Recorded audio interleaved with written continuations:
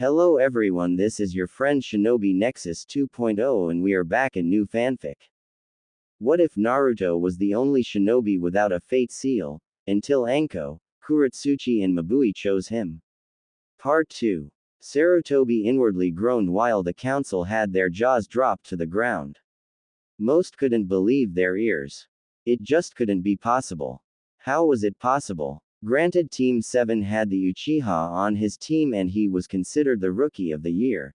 To face Kakashi along with the Demon Brat and win was just astounding, but that wasn't what shocked them. No, they had more or less expected that, but they didn't expect what Kakashi had told them. Can you please tell us that again, Hatake-san?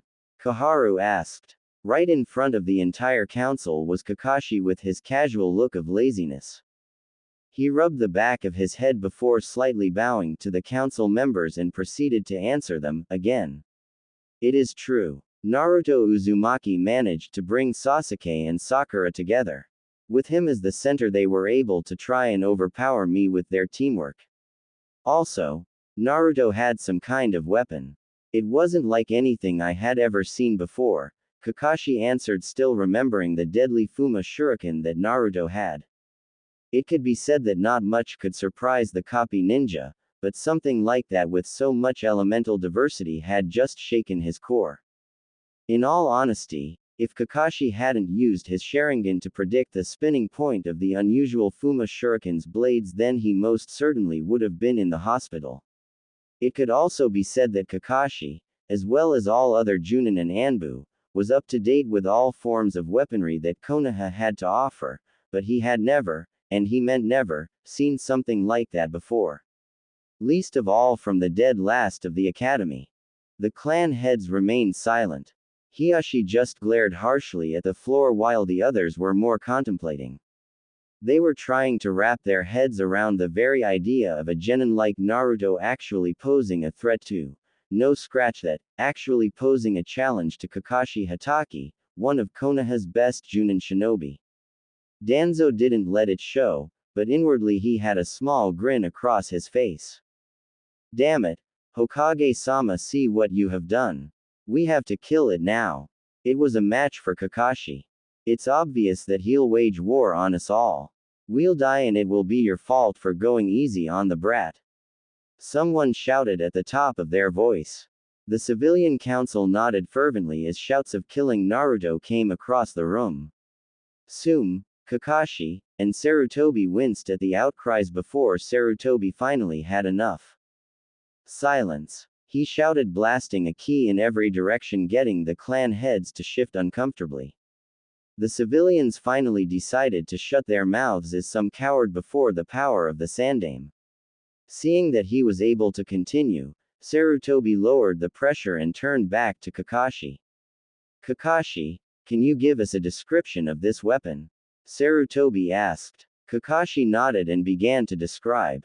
Yes, Hokage-sama. It was obviously a Fuma shuriken, but the out length of the four blades were spiral-shaped. They were a very shiny black metal that could glimmer in the sunlight like a precious gem.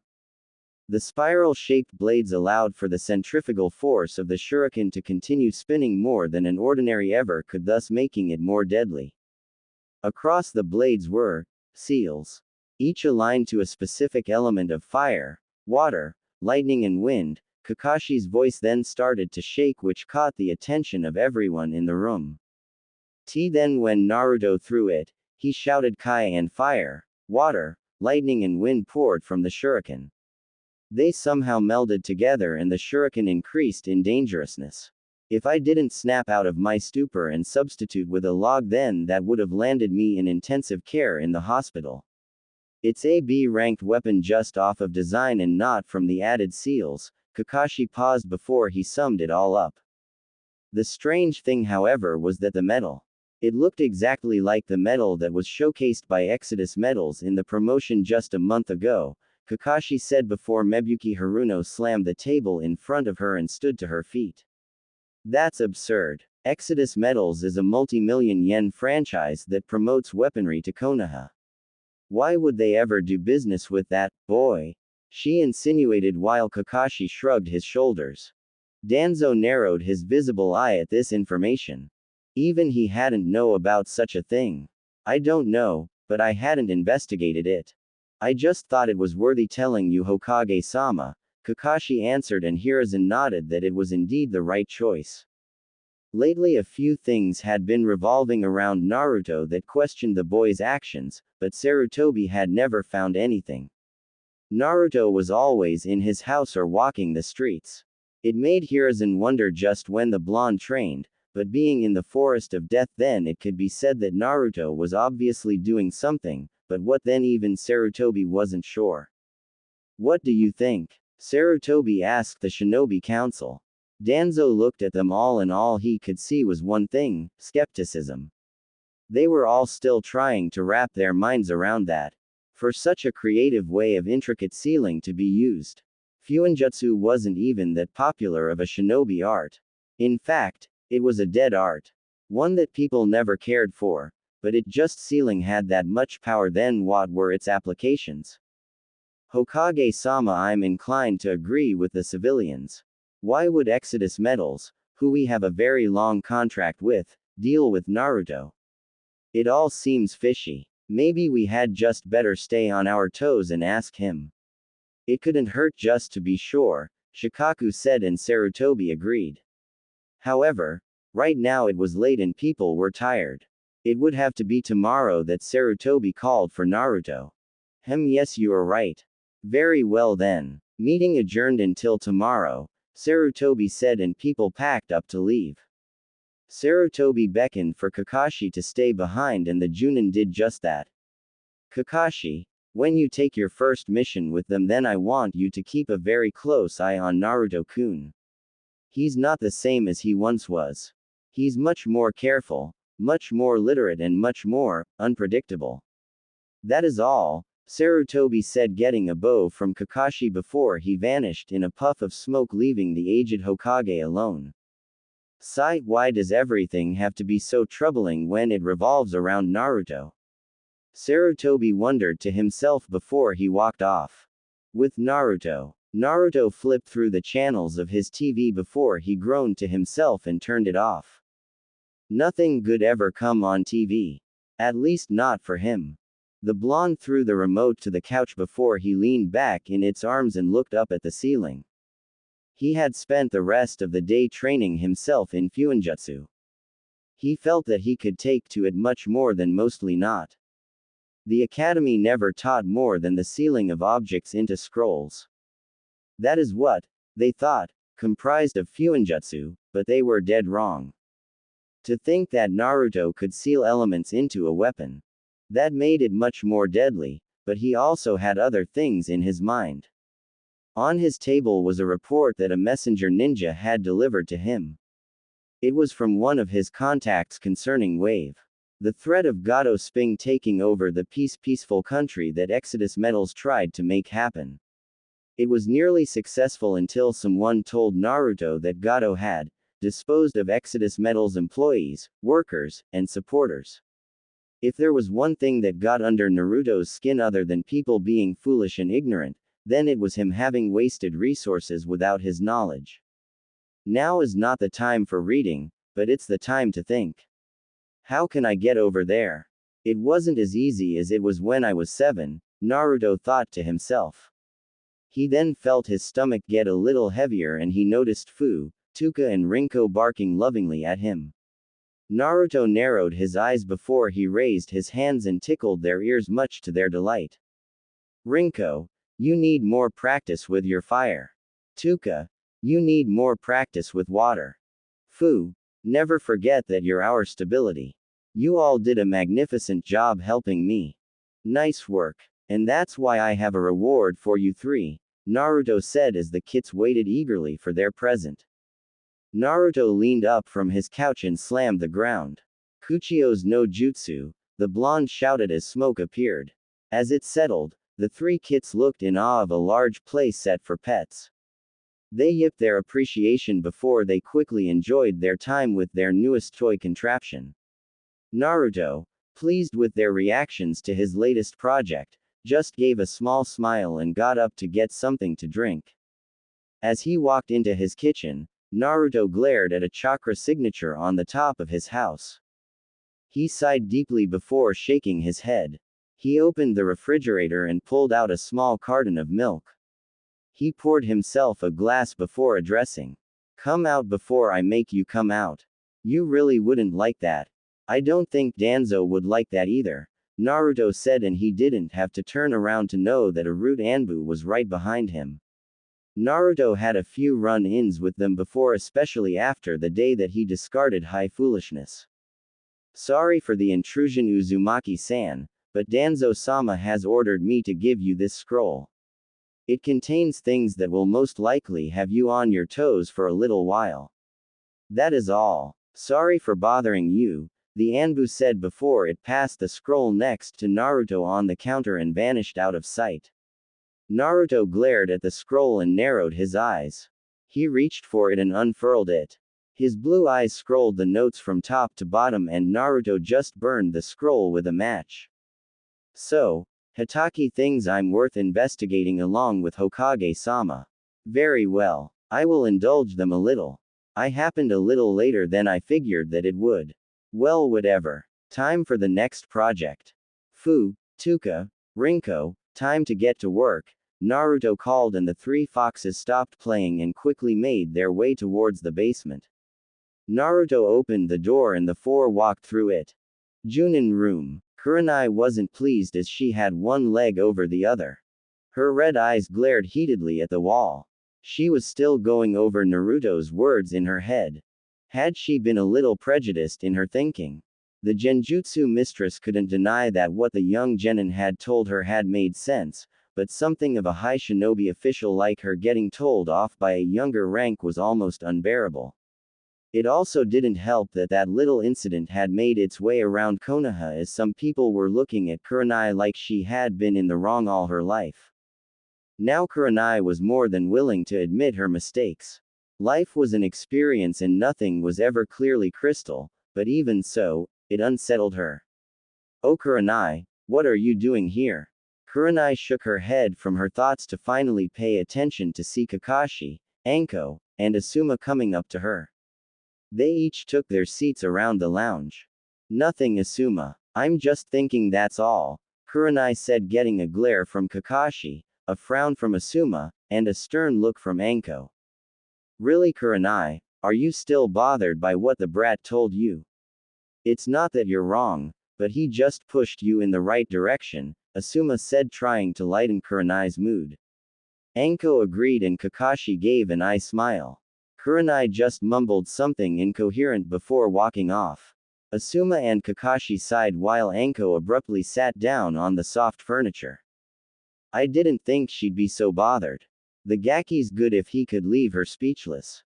I'm telling you that it was just awesome. I have never had that much respect of someone younger than me in my life, Anko said while Asuma snorted. Please, the brat needs to learn to respect his superiors. The village hates him enough. He doesn't need more of the shinobi populace hating him also. He's walking a thin line, Asuma reasoned as he took a puff of his smoke. It could stand to be said that the Sarutobi clan were avid smokers or something of that nature. Yes, but you have to admit that the Gaki's got some skill if he even surprised Kakashi the way the guy spoke. Right, Kakashi? Did the Gaki really you over as much as I think? Anko asked, getting Kakashi to pull down his orange book to give a half-hearted glare to the purple-haired Kunoichi. Anko, you are undoubtedly interested in Naruto today. What brought this on? Kakashi asked. Anko blinked before she turned to see Asuma looking at her with a small grin on his face. Meh. Don't be ridiculous, Kakashi. I just find him interesting is all. That's it. Who would like him anyway? Anko asked, pouted before getting up and walking to a vending machine. She quickly deposited her money into it before the machine malfunctioned and she aggressively kicked it. Damn it all, Anko said before storming off. Asuma and Kakashi glanced to each other as they chuckled to each other before going about their business. So Asuma, have you asked Kurenai yet? Kakashi asked and Asuma knew what he was talking about. The Sarutobi Junin widened his eyes before he looked at his seal and sighed. It's not that easy, Kakashi. Besides, I would like nothing more than to have Kurenai as my partner, but I fear that if I do then I will lose the happiness that I would want with her. Some of these other guys might be willing to risk their lives, but I'm not, Asuma said, getting a nod from Kakashi. So what about you, Kakashi? I know lots of kunoichi who would kill to be your partner. Are you waiting for something? Asuma asked, and he noticed the look on Kakashi's face twist to regret and sadness. He couldn't mask it fast enough though, and the thing that Asuma noticed was that he wasn't trying to mask it either. Sorry Asuma, I have to go, Kakashi responded, getting a nod from Asuma as Kakashi left, leaving Asuma alone. I never get that guy. What's his deal anyway? Asuma wondered to himself. He shook his head fervently before greatly sighing, leaning back into the couch, and looking up at the ceiling as the smoke from his precious cigarette could be seen. Next morning, with Team 7. Again, thank you for doing this for me. My back is killing me and it would be gracious if you could paint the fence for little. OL me, a woman said, getting an eye smile from Kakashi, a smile from Sakura, a snort from Sasuke, and a blank look from Naruto. Well, that's what we're here for, Kakashi said as they were handed their buckets. Of course, Naruto noticed the woman scowl at him specifically before walking back into the house, but the blonde gave up on caring. Just deal with it, Naruto, Kakashi said, smiling, and Naruto glanced up towards the Jonin. Just put up with it. Who does this fool think he's talking to? I've put up with more shit than he ever will, Naruto thought to himself before shaking his head of such thought. It would be foolish to get emotional off a comment. However, Naruto knew that the others were able to see the horror in D-rank missions like these.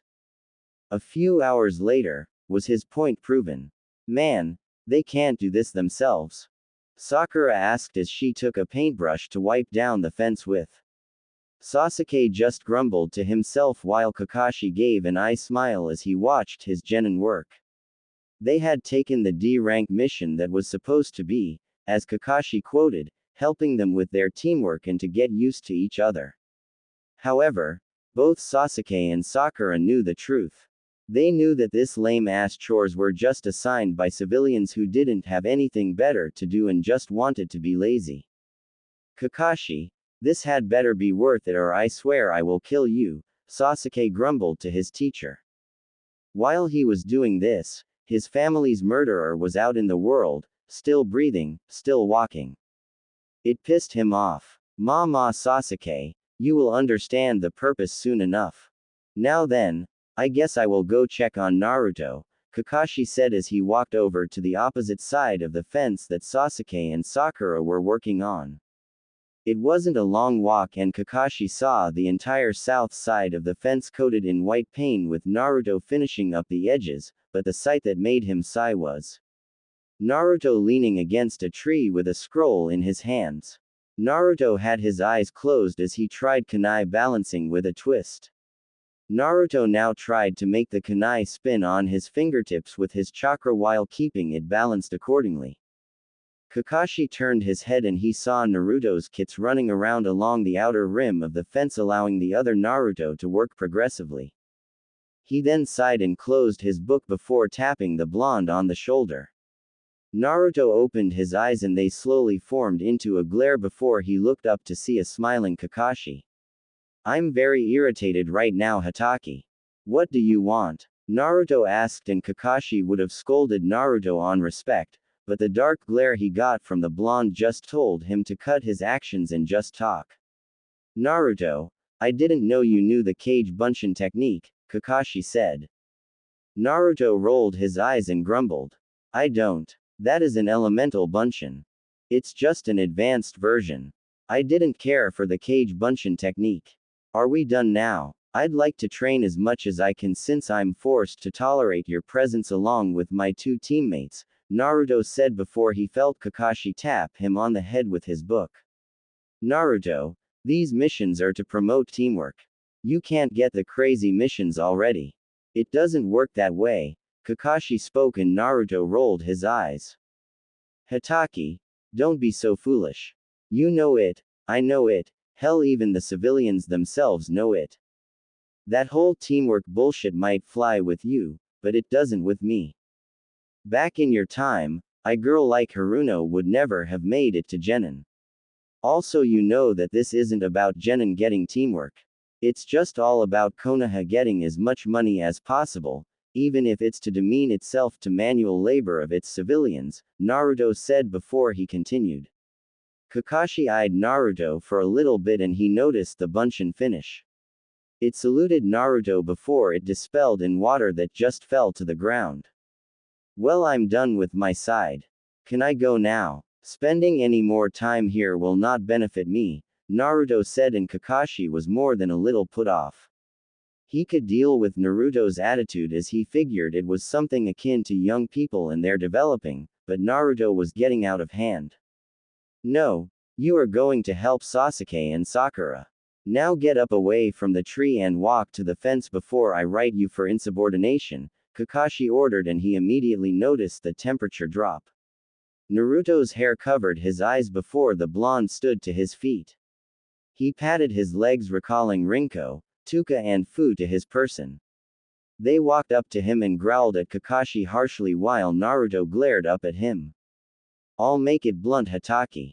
Whatever I do for myself and those important to me. Believe me when I say that you don't want to anger me. Now, I'll comply with your wishes, but you will know this right now. You ever, and I mean ever, use that tone with me again, then I'll leave Konoha destitute. Remember that, Naruto said, walking off, allowing the temperature to turn to normal. Kakashi glared at the spot where Naruto had been laying. He wondered what Naruto could mean by that.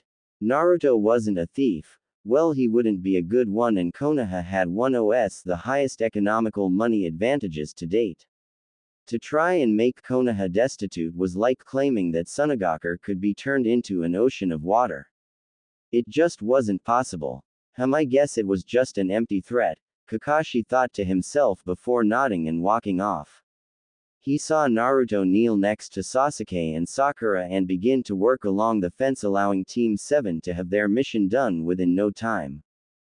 Finally we're done. Hey Sasuke-kun, I know this new cafe that just came out. Wanna? No. Sasuke rejected Sakura's offer as the Uchiha walked off, having enough of his two hassles for the day. Sakura sighed and saddened her eyes while Naruto rolled his eyes and began to walk off before he was grabbed by Kakashi. What now? I did the work, Hatake. What's next? Naruto asked, though he had a good idea of what Kakashi wanted to say to him. Come to the council room in 1 hour. You have some things to answer for, Kakashi said in all seriousness. Naruto just glared at the copy ninja before snorting and continuing to go off on his own route. Kakashi visibly sighed as he wondered how this meeting would go. Sensei, did the baka get in trouble for something? Sakura asked, getting Kakashi to look at her. He then smiled at her and shook his head. No, Sakura, he's not. They just need to ease their troubled minds is all. Nothing for you to worry about. Go home, Kakashi said, and Sakura nodded with a happy smile before walking off to try and catch up to Sasuke. Kakashi just shook his head and looked at the clouds. Something told him that it was going to be that easy. Good or not, he wasn't sure he was going to like this. 1 hour later, council room. The council all assembled and the Anbu maintained their posts towards the front, sides, and overhead for anything to happen. They weren't sure why, but they didn't really care. Either way, it had to do with them and they just had to do their jobs so that they could go home and try to relax like they always did. Some of the council was busy talking with each other for a few minutes before they all heard the doors open. People turned their eyes and instantly growled, sneered, or glared at Naruto and his kits as they came through the door with Kakashi following them. The Jonin quickly stood to the side while Naruto appeared in everyone's line of vision, and the Shinobi Council now knew that Kakashi might not have been exaggerating in his speak. The way that Naruto carried himself made him seem like he had a better understanding than even Shikaku. The genin had those cold, Blue eyes that could be compared to another blonde-haired person that everyone knew had existed, but maybe it was coincidence. However, they all also noticed something else. The way Naruto glared at them all. He didn't care about them at all. From the civilian side right to the top of the shinobi side. Whatever judgment or reasoning they had for anything, he would never actually care about it. Naruto-kun, do you know why you have been summoned? Sarutobi asked, and the blonde glanced from the civilian side to the shinobi side. Of course he knew why he was here, but the council liked to spout its mouth like an ill-treated child, so Naruto would treat it as such. No, I do not, Hokage-sama. Hitaki has no informed me, Naruto said, and that already got some things started. Boy, Kakashi Hitaki is your sensei as well as commanding officer. You will show him the proper respect.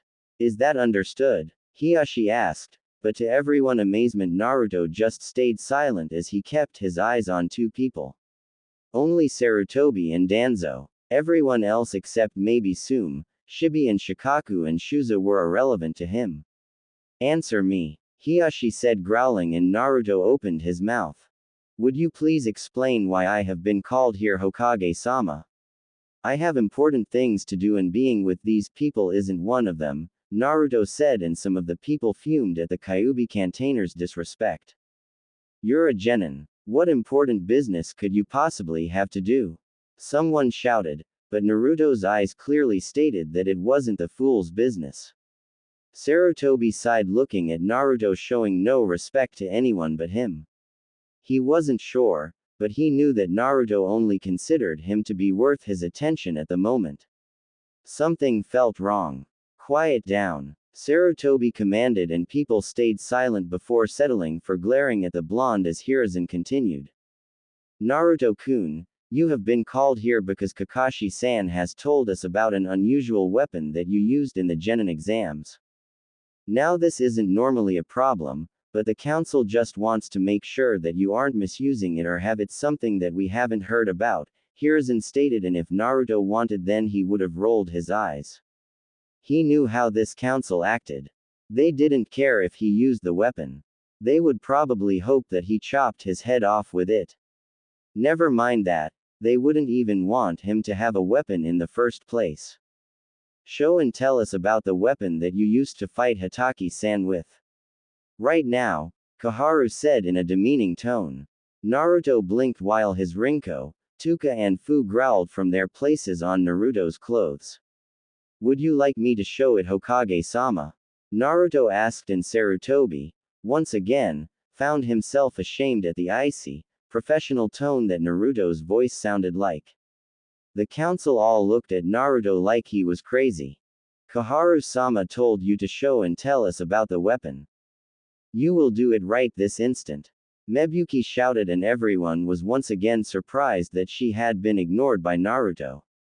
He only kept his eyes to Sarutobi, only allowing them to glance at Danzo every now and then.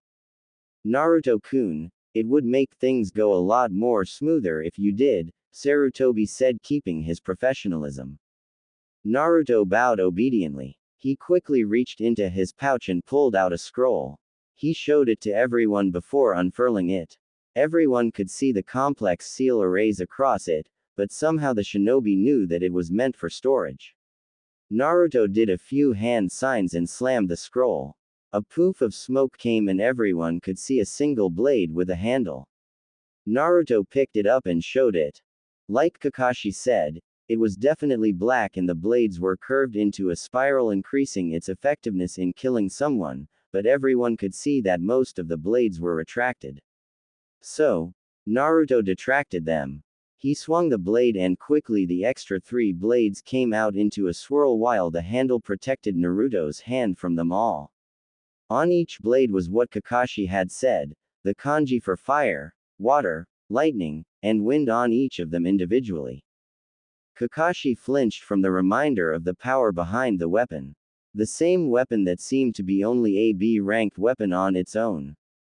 Its mysterious aura really made him shiver. The Shinobi Council narrowed their eyes, but they couldn't deny the craftsmanship of the weapon nor the beauty of the object. The way it shimmered in the lights in front of everyone. Its black texture making it all the more ominous. The civilians gasped and Danzo just raised an eyebrow. Uzumaki-san, where did you buy that? Danzo asked as he was rather intrigued. If Root had that, then it would be more than amazing for Konoha. They could easily conquer the other nations if they had a few more of these. The Shinobi Council nodded to Danzo's question as they wondered the same thing. I will not lie to you, Danzo-san, I didn't buy this, nor did I find this or steal it.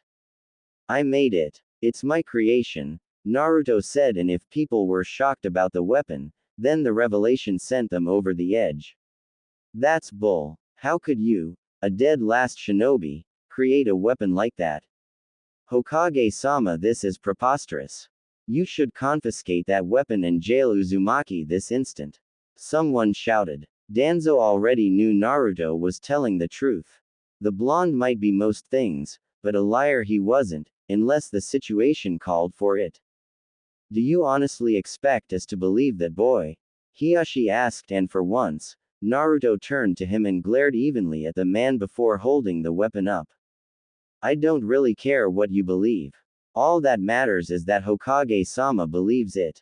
Your opinions mean very little to me. Besides, if I did steal it, then a weapons shop would be on edge about it. They would have come to you about it, Hokage-sama. Not like any of those fools could come up with something like this, Naruto said, and a councilwoman smirked to herself and stood to her feet. Actually, Hokage-sama, one of my good friends from a weapons shop did say that something had been missing as of late. I think he meant that weapon. That brat is a thief. Arrest him, she shouted, and the council called for the same. Naruto and Sarutobi glared at each other while the Shinobi Council wondered what their little private discussion was about. So, Sarutobi called for the person the woman had mentioned, and a middle-aged man came through the door. Instantly gazing at Naruto's weapon, he widened his eyes. Ah, my weapon. Is this where as was? What have you done, you brat? Exclamation mark. Give it to me, he shouted as he charged Naruto. Kakashi and the rest of the Shinobi Council narrowed their eyes before a small look of surprise came over them as Naruto swerved his feet, tripping the man over his own before the blonde grabbed his throat and sent him to the floor while placing the Fuma Shuriken close to his throat. Don't touch my stuff. Understood, foolish civilian? Naruto asked, and the man sweated while the council widened their eyes. Naruto, that is enough. Let him go, Sarutobi said, and quickly Naruto released the man's throat, getting a cough from him as he straightened up. Who are you? Danzo asked, and the man bowed. I'm Taro Shins, Danzo-sama. An Anbu called me saying that they had found my missing weapon. That's it right there. The little thief must have stole it in the night while I was gone. I want it back, and I want him to pay for stealing it. The man named Taro shouted at Naruto, who still held the blade. The council was ready to call for Naruto's death before the blonde raised his hand. What is it, Naruto-kun? Sarutobi asked as the council glared at him. Hokage-sama, before this fool tries to run my name and integrity through the dirt anymore, may I hand the weapon to him? Naruto asked, and Mabui jumped up. So you admit that you stole it, brat? Mabui shouted, and Naruto turned to her. Silence, you fool. I'm just about to foil a foolish attempt. Here, Taro-san, your weapon. However, I would like to know, can you retract the blades? Naruto asked, and Taro sweated. The council glanced to him as Naruto held out the weapon in front of him to take. Taro snorted and took the weapon. Immediately as he took it, everyone noticed that he struggled to just lift it up, showing that it was quite heavy in its own right. Taro gulped and turned to the councilwoman to his far left. She nodded earnestly, and Taro tried his hardest to retract the blades. The Shinobi Council narrowed their eyes, and so did Sarutobi and Danzo. After a few minutes, Taro grinned and successfully retracted the blades just like Naruto had done. Told you it was mine, the weapon shop owner said, getting a nod from Naruto. The civilians grinned successfully before they heard Naruto speak. I can't deny that you did, Taro-san. Now then, I'd like a question from you. As I'm sure you know that metal is quite rare. It is yours after all. Now please answer me this. That metal has to be burned at what degree? 220, 400, or 350? Naruto asked and Taro gulped again.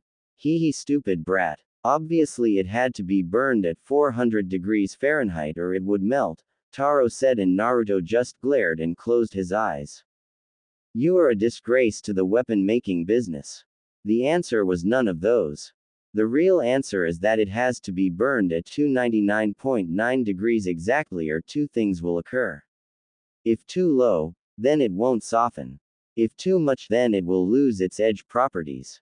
Get out of my sight, worm, Naruto said, taking his weapon back. Taro widened his eyes while Sarutobi glared. Anbu, arrest Taro-san immediately, he ordered, and the Anbu dragged a yelling Taro off somewhere. Naruto pocketed the weapon and the councilwoman growled as her plan failed. Then Naruto-kun, we have acknowledged that it is yours truthfully. Now then, can you please tell us, what is the name of that metal? Sarutobi asked, and Naruto folded his arms. Even if I told you, you wouldn't be able to mine it, Hokage-sama, but you are in charge. The metal is known as Uzuin. It's called this, I believe, because I found it near a whirlpool. That's where the metal is in its raw form. I wouldn't recommend going for it, as only those with my chakra levels could even hope to get it, Naruto said, getting a scowl from the civilians as they hoped to get their hands on it as well. Well, Naruto, since you're the only one who knows where it is and can perfect it, then would you mind making some for your team? And for the village? Kakashi asked with an eye smile. Truthfully, he would love to have one. No doubt he could create something amazing with it. He could train Sasuke and Sakura to use it, and their team might have a better shot if he nominated them for the Chunin exams. However, Kakashi came to the full force of Naruto's piercing glare before the blonde snorted. Don't think I forgot your tone, Hatake. Now then, I don't mind making them for the village, Naruto said, and people brightened up immediately before Naruto continued. So long as they pay me 1 million yen per purchase. Kunai and shuriken are 20,000 yen. Fuma shuriken are 40,000. Swords are 150,000. Custom are 50,000. Depending on what they want, the price will increase or decrease. A complete set of more than 6 for each results in 1 million yen. Thank you, Naruto said with a bow, and the civilians dropped their jaws. That's outrageous. That's as much as an S-rank mission. You're crazy if you think that Konoha is gonna, a male merchant yelled before he was silenced by Naruto. Fine, go and try to find the location. Even if you do, then you won't have the permission to go. Also, if you're not a shinobi, then you're dead. Am I excused, Hokage-sama? Naruto asked, and Sarutobi nodded. Naruto, I would like to speak a little later about those prices, Sarutobi said, and Naruto nodded before he spun on his heel and made his way for the door before he felt his shoulder grabbed again. Naruto, we're a team. You made such good weapons. Don't you think it would be wise to share it with your friends and your sensei? I could teach Sasuke and Sakura to use them, and the weapons are really strong. How about it? Kakashi asked. Friends, Hatake-san, don't be ignorant. I do nothing for free. However, I'm not adverse to helping others.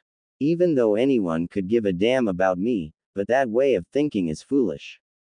So unless you, Haruno, and Uchiha can pull your little money together, then I would kindly ask that you leave me to my work, Naruto said before he, much to everyone's surprise, left the room via shunshin.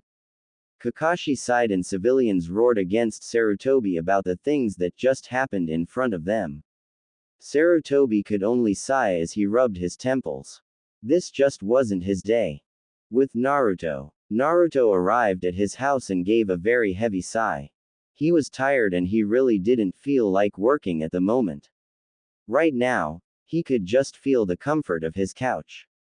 Maybe a good book in his hands and then something to eat for himself, Rinko, Tuka and Fu. Then they would work or scavenge for more metal. Naruto fished for his keys and opened the door.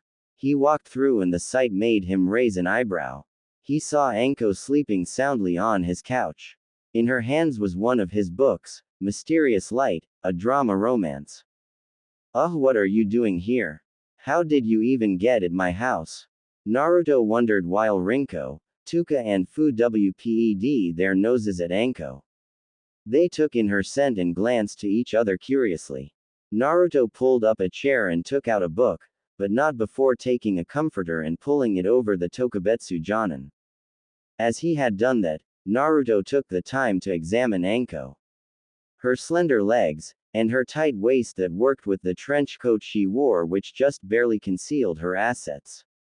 Her lovely, pale face and the light snoring of her breath that trickled on his cheek. Naruto snorted and had pulled up the covers before he stayed for a little while. 6 hours later, Anko yawned and looked up to see Naruto's ceiling. Oh shit, Anko said getting up and she noticed the comforter on her body. She glanced at it for a little bit. She had been caught sleeping by the man of the house and he just let her rest there. Gaki, Anko mumbled to herself. Oh, you're awake. So, glad that my couch was comfortable for you. Anko turned her head fast and she noticed a slightly beaten up Naruto with a large scroll on his back. His kits were panting heavily before they laid down on the carpet in front of them. Their fur was wet and they shivered. However, that was before Naruto placed a towel over them and began to dry them off, letting their fur fan out like normal. Sorry for using your. Anko was interrupted by a question from Naruto. Why are you here? Naruto asked bluntly as he continued to dry his kits off. Anko blinked and straightened up her body. Well, I missed you, Foxy-kun.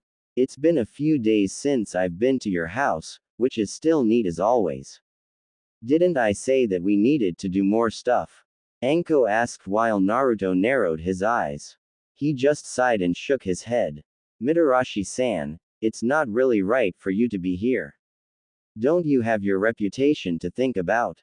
You wouldn't want to be associated with the demon brat, Naruto said, and Anko narrowed her eyes. First, Gaki, the name is Anko. Not Mitarashi-san. I hate that stuffy shit. Second, I could give a damn about what people thought of me now.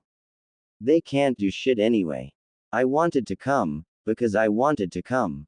Nothing more or less, Anko said, and Naruto just shrugged it off. Do what you want, he replied. Seeing that the three were clean, Naruto took another towel and wiped the obvious dirt from his face off of his body. Alright, I will then, Anko said, grinning, getting a small glare from Naruto. The blonde heavily sighed and shook his head before he disappeared into the basement with the large scroll. It had only been a few minutes, but he then returned only to be grabbed into a headlock by Anko.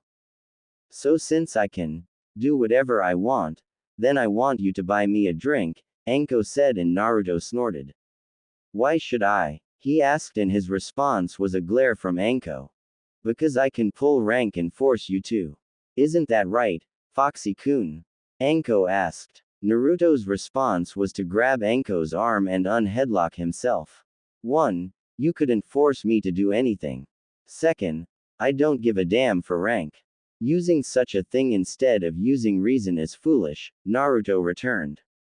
Anko glared at him before she sighed and begged. Oh come on. It won't be long. Nai-chan is gone, Kakashi wouldn't take me for shit and anyone else is a limb faggot. It's not like I'm telling you to date me. Anko shouted, and Naruto paused. He looked at the ground before he noticed Rinko and Tuka looking at him. They butted their heads against his legs, telling him to go. Stop your shouting. Alright, fine. I'll go. Got nothing to do here anyway. Just let me change, Naruto said, and Anko nodded happily. Naruto disappeared upstairs and in a few moments came down wearing a blue shirt and black shorts. He led Anko out of the door, and to his surprise Anko shot off through the forest with Naruto not far behind her. They raced across the trees and Anko was surprised that Naruto could actually keep up with her. It was another thing that she had found to be amazing about the person behind her.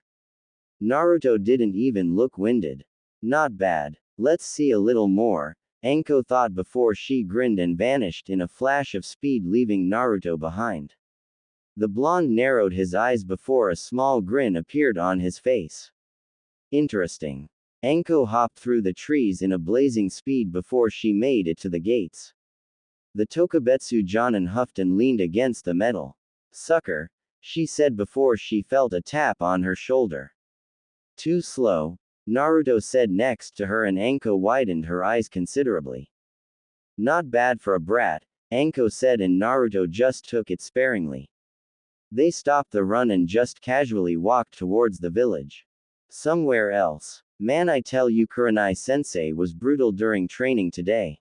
I wonder what happened to her, Kiba said while Shino and Hinata stayed silent.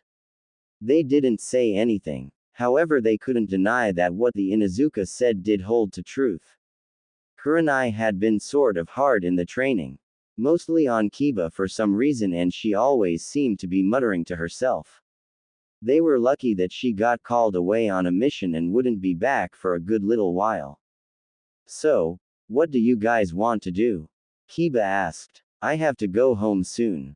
Ootu-sama said that I should, Hinata said shyly, getting a nod from Kiba and Shino. Ah, really? Well, that sucks, Kiba replied.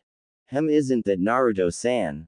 Shino asked. At the mention of Naruto's name, Kiba and Hinata quickly turned their heads as they did notice Naruto in the streets. They could see some people muttering to themselves while Kiba and Hinata, much to their confusion, could see a woman walking next to him. She was obviously taller than him, but she was still talking like they had become the best of friends.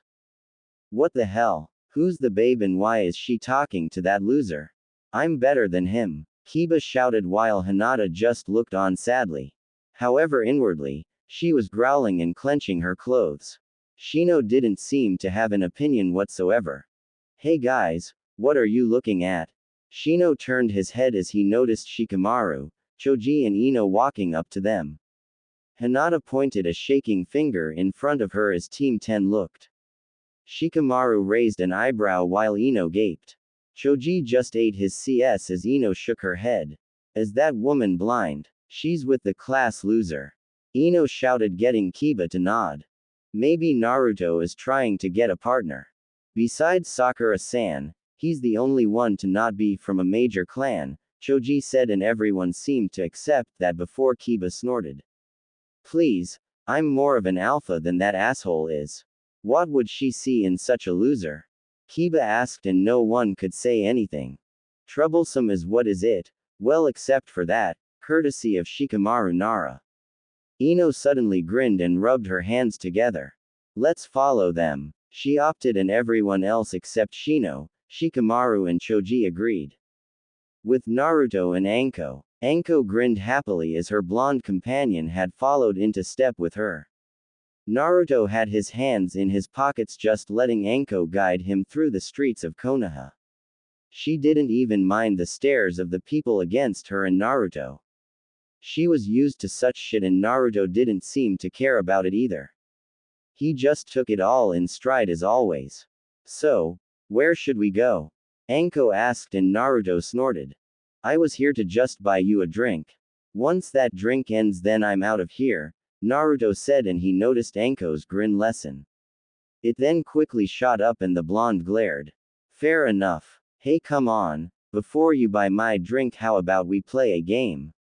Anko asked, and Naruto rose an eyebrow before he felt himself dragged into a casino. Naruto rolled his eyes as they entered. Why would they go in there? This doesn't seem like a date, Ino said while Kiba snorted. Would you expect the Dobi to know how to do a date? Kiba asked, and Ino shook her head laughing. However, both could feel the slowly, but steadily rising ki from Hinata, who had her Byakugan active. Come on guys, this is troublesome. Let's just leave them alone before we get in trouble, Shikamaru said to them. This could be an interesting development, Shino said, adjusting his glasses. Shikamaru groaned as the two squads tried to enter into the establishment before they were pushed out of the way by a guard. Read the sign, brats, he said, and they looked to see a sign that say, no one younger than 16 is allowed to enter here. Ino growled and so did Kiba. Then what about the Dobi? He's our age and he got it with that purple-haired lady. Kiba protested and the bodyguard raised an eyebrow. He went back a few minutes and indeed he did notice a blonde kid about their age going in, but he also noticed. Oh well, sorry about that. She's one of our members here, so she's allowed certain privileges. Better luck next time, brats, he said before he casted them away. Teams 8 and 10 growled before they decided to wait near a shop for them to come out. Meanwhile, Naruto and Anko entered the casino to see people playing before she grabbed him and took him through the slots. You brought me here to play slots? Naruto asked. To him, gambling was for the weak. Those who couldn't get money on their own or those who were just as irresponsible as they came. However, he had dabbled in it and it could be said that he had a reputation. Hey, isn't he that guy? Oh man, doesn't that woman know who she's with? Oh man, where are they going? We've got to follow, some people said as Anko noticed a large crowd of people gathering. She came up to a door and Naruto recognized it immediately. He rolled his eyes and sighed. Seems that he would be making a small appearance. Hey you, we want a match in the back. Anko said, grinning, and a man guarding the door they wanted glared to her. Sorry, but the tournament is already going on. You'll have to come back, tear. Oh, forgive me, Golden Fox-sama. You are always welcome. Please right this way, the man said, and for once, instead of his kits, Naruto gave a small smile. Takashi-san, that's enough. I'm just doing this as a favor to a certain woman, Naruto said, glaring at Anko, who just blinked. Takashi nodded his head earnestly before he brought Naruto and Anko through the door. I'd like to present Golden Fox-sama. He shouted and people immediately stopped playing and glanced towards Naruto. Glaring at him was a gruff man who was smoking a cigar. He smirked at his open table. Right now he was currently enjoying his winning of the tournament that he had just participated in, but he never imagined a legend to make an appearance. This is the Golden Fox. But he's just a damn kid. Hee, this will be easy, the man thought to himself with a nod before Naruto walked through the crowds. Anko still seemed surprised that Naruto could be well known in a well-kept casino. It didn't make sense to her, or rather it had made her put up another page in the things that she didn't know about Naruto, into her head. She would find out his secrets. He intrigued her unlike the other brats she had met. Yo, Golden Fox. Haven't seen you in a long time, a man in a suit said before Anko noticed his glare turn ice cold. Are you still with those damn bastard foster parents of yours? He asked, dealing the cards for Naruto and the tournament winner. Anko raised an eyebrow at what he meant by that, but Naruto responded. Those fools are long gone from my life. Have been since I was 7 and it will stay that way, Naruto said, getting the man to nod his head. Good. Always hated those jackasses, he said before he finished and backed away. People muttered to each other as the tournament winner spoke. Kid, do you know who you're dealing with? I'm Roshiki Daruma. People call me Lucky Roshi. I've better plenty of people. You're in over your head, he said, and Naruto snorted as he picked up the cards. Naruto, do you know what you're doing? Anko questioned silently into his ear. Naruto just shrugged his shoulders. Is that right? Well then you won't mind playing me in some poker. In this scroll is enough money for you to probably try and buy out the Senju compound to the far north of here. I will bet that, and you will not only bet your winnings, but also do you have a family? Naruto asked, and Roshiki shook his head that he didn't. Good, then you will also bet your house and all its living things. Don't go back on your word. I hate those who do that, Naruto said, and Roshiki nodded, though Naruto noticed it was a hesitant one. You foolishness will be your demise, Naruto thought to himself. Anko gulped as she watched Naruto play. Naruto pulled a card and Roshiki called. Naruto snorted, then took another. After him Roshiki took a card. They both continued to do this and trade cards with the other. The people gulped as not a sound was heard. The Lucky Roshi versus the Golden Fox. Anko couldn't stand it anymore and quickly pulled someone to the side. Hey, why are you all swooning over the Gaki like he's Kami on Earth? Anko asked, and the person looked at her incredulously. What, have you been living in a cave or something? Don't you know who he is? The person asked, and Anko shook her head as the person, now female looking, looked forward and grinned. He's Golden Fox Sama, the red light district's strongest gambler, she said, and Anko widened her eyes. All in, Naruto said, and Roshi gulped. He could win. He had it made. His cards had lined up perfectly. Nothing wouldn't work for him. This kid was bluffing. And all in was suicidal. Check. End. Roshi called, and they both landed their cards on the table. Outside. Man, what the is taking them so damn long? I wish they would get out here already. Kiba shouted, getting the others to nod. However, they all heard a loud shout, and they turned to see Naruto and Anko running out of the casino with the blonde carrying a large bag as well as a land rights paper. They too shot off into the crowd before an unknown man came out angrily. He looked left and right for them both. Where are you, brat? He shouted at the top of his voice. What the hell just happened? Ino asked as Roshiki ran off to go and find Naruto and Anko, leaving the teams to wonder what they had just seen. Man, it already. This is boring and a drag. I'm going home. My dad is already going to kill me as it is, Shikamaru said, walking off while Shino followed. With Naruto and Anko, both huffed and looked around the corner. Sure enough, they weren't being followed, and Anko laughed. Man, that was fun. How did you do it?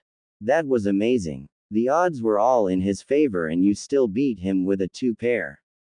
That was amazing, Anko said, and Naruto just shrugged his shoulders. It was nothing special. It's how I've always done things. Gambling might be for the weak, but it takes the principles of shinobi tactics. Cheat, dominate, crush, and leave the foolish opponent at your feet. But I will admit it to you. I did have fun seeing his face, Naruto said, getting a small smile. Anko nodded her head fast before she noticed one of her favorite bars. She brightened up and grabbed Naruto by the arm. Now what about that drink, Foxy-kun? Anko asked, and Naruto shrugged before they walked off. Both went into the bar and sat at a stool.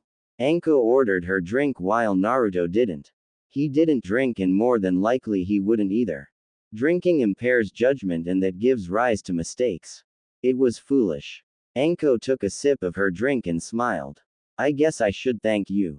I did need to get today, Naruto said unexpectedly. Anko glanced towards him and she noticed him staring at nothing in particular. Think nothing of it, ga. Naruto. We're friends, right? Anko asked, and Naruto snorted. Friends, huh? I don't know that word enough. It's weird to me. Even Rinko, Tuka, and Fu aren't my friends. I feel like I'm their father mostly. They don't have anyone and I adopted them. I care twice as much about them as I ever will for my so-called teammates, Naruto said, and Anko sighed.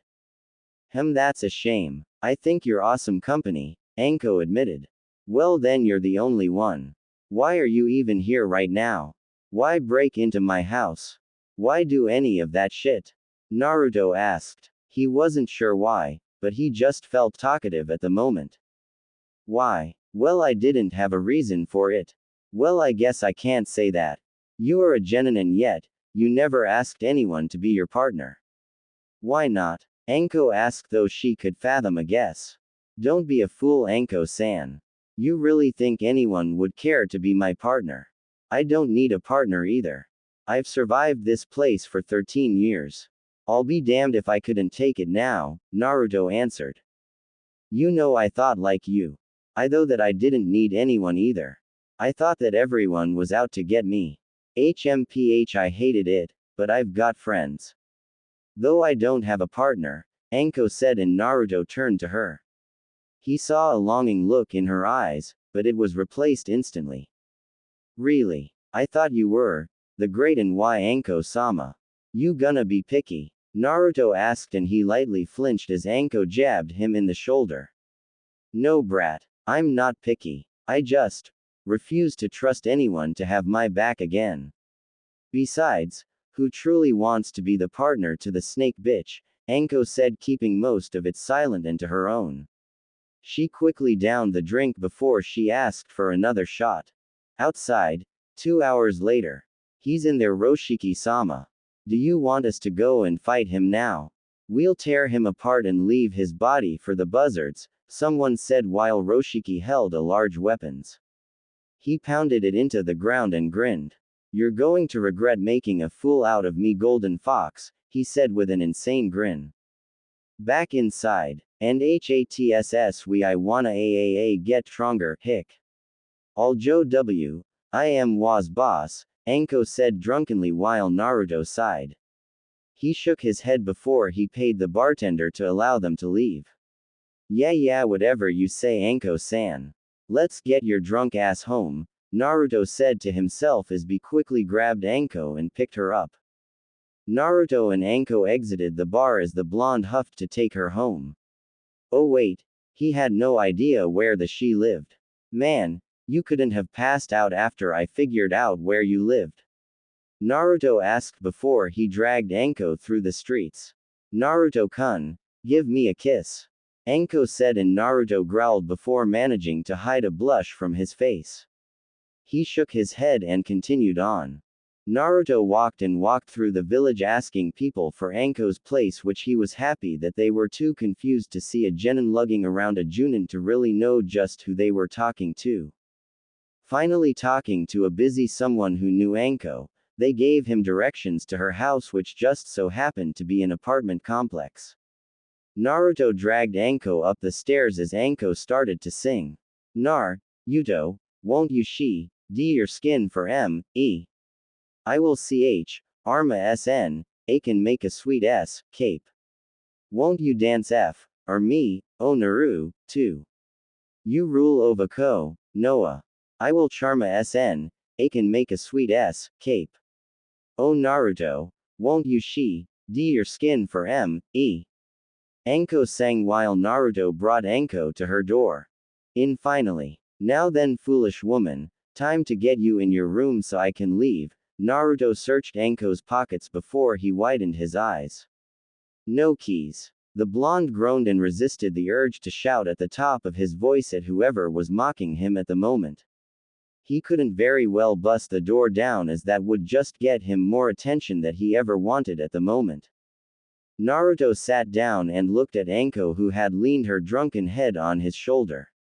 The blonde narrowed his eyes before he noticed Anko had stopped singing. Now she seemed to be mumbling. You were an outcast like me. I wouldn't mind if you were my partner. Anko finished and Naruto sighed. He shook his head before lifting Anko up and hitting the streets again. Naruto lugged her for a little while and left Konoha, entering the forest before he stopped. The fields were almost too clear. He was surrounded, the people had weapons and they were leaking a premature key. The blonde sighed and shook his head left and right. Sore losers, I bet, Naruto said to himself with a nod. The blonde quickly laid Anko near a tree and hanged her body while he got to his feet. All right, come out, fools, Naruto said, and bandits quickly appeared all around him. Naruto heard chuckling, and out of a dark alley, he noticed Roshiki glaring at him while holding a massive twin spike club. You pissed me off back in there, brat. You're about to pay for that, he said, swirling his weapon around while the people surrounded Naruto. The blonde shadowed his eyes and smirked dangerously. Foolish man. You think you can compete with me? You think you're pissed? I'm stuck lugging around a damn woman who's as drunk as all shit. People like you piss me off. This is good. I needed a little stress relief, Naruto said, massaging his muscles. Get the brat, Roshiki shouted, and the men quickly charged at Naruto while the blonde sighed. That's it, come on. I have a new toy I want to try, Naruto thought to himself as he placed his hands in his pokes and pulled out 2 kunai. He placed them on the ground and cracked his knuckles. He then took out a kunai and quickly charged at everyone. The first few people tried to swipe the blonde with their swords, but Naruto was too fast as he slid across the ground. He threw 3 kunai at them. One of them blocked and the others lodged themselves in two heads of two men. They fell to the ground, dead. The others growled and charged the blonde some more. They swung their swords, but Naruto swerved through them all. He quickly jumped into the air before pulling his hand back. Futon. Shinkushoha wind release. Vacuum palm wave, Naruto shouted as he launched a blast of wind from his palm, slamming men into the ground as they shouted through the forest. Naruto landed safely before he quickly placed his hands in his pouch and pulled out his Fuma Shuriken. He took out each of the blades as they swirled into the shape that he wanted. Naruto touched the top of the lightning kanji before he grinned. Vanish, along with your ignorance, Naruto said as the lightning from the seal sprayed out and the blonde quickly tossed it into the air. All the men gasped as the lightning connected to the two kunai on the ground, making a sort of tether line. What did you do? Roshiki shouted as Naruto picked up the kunai on the ground. Oh, nothing. Just used the Raiden element to polarize to the two kunai, allowing a temporary connection. Now, I can control the direction that my Fuma Shuriken goes. Here, have a taste. Naruto yelled as he spun the kunai around. Everyone watched as the lightning attached to the kunai and Fuma Shuriken followed his command as swung around as it converged on the men. Fuma Shuriken.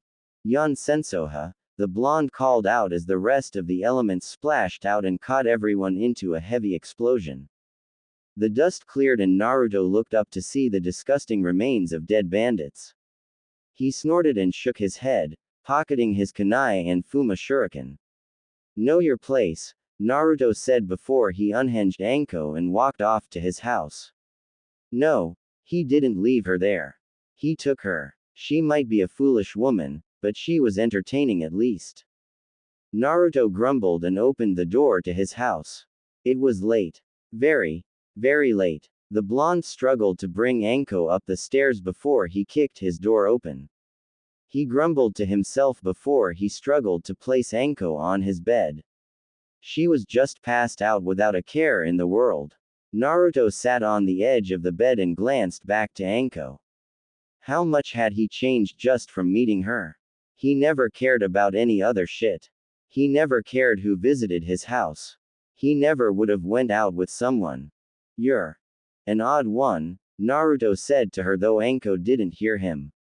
Naruto placed her in his bed before he took off his clothes, dressed for bed and went to sleep as well. As he closed the light out, Anko opened a single eye. I'm odd. In what way? I'm eccentric. She smirked to herself and nodded before she went to sleep. Anko had seen the quick work Naruto had made of the bandits and it surprised her.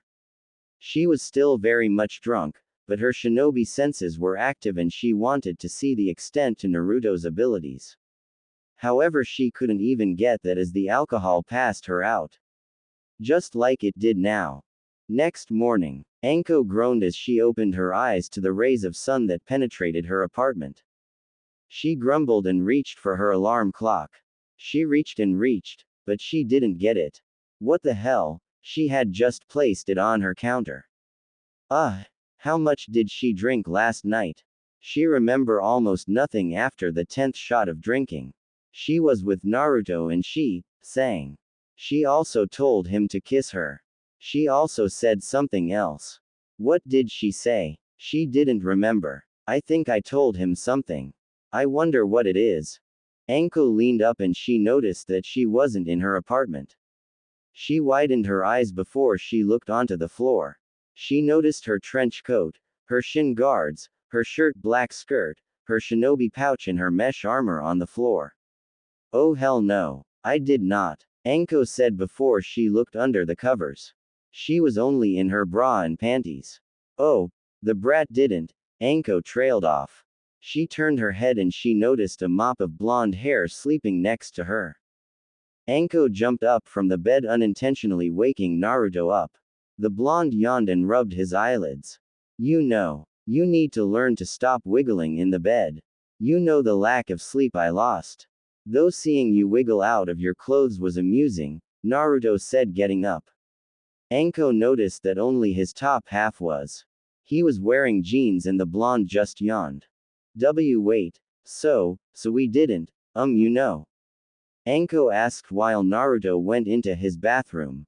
Yeah, right. Like I would do it with someone who reeks of alcohol. Don't be an idiot. You left your keys in your apartment. Don't worry, you're still unmarked, Naruto said, and Anko glared down at her seal. Indeed, she was still unpartnered. While that was a big relief for her, Anko couldn't help but feel a little sad at that. Get this straight, you will not tell anyone about what happened here, Naruto instructed as Anko quickly started to put her clothes on. Damn straight. Don't need you telling your friends how you got an easy lay when you didn't, Anko said before she widened her eyes. Naruto didn't respond and Anko peeked inside. I didn't mean it like that. Sorry Naruto, I just wouldn't want to do it with someone that I didn't know, Anko said sort of palely, and Naruto snorted. Forget it. I know what you mean.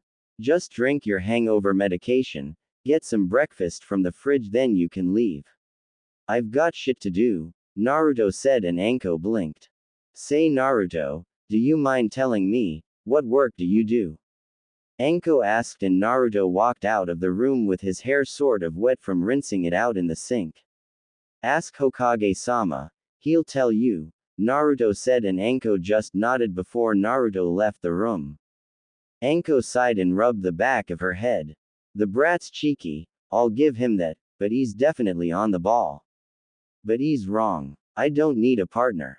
I just need to get strong enough that I can watch my own back.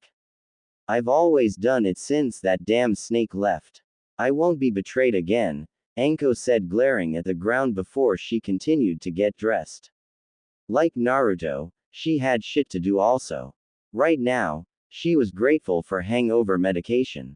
So that's why you asked me about what Naruto-kun meant when he said that you should see me. Well, I suppose that makes sense.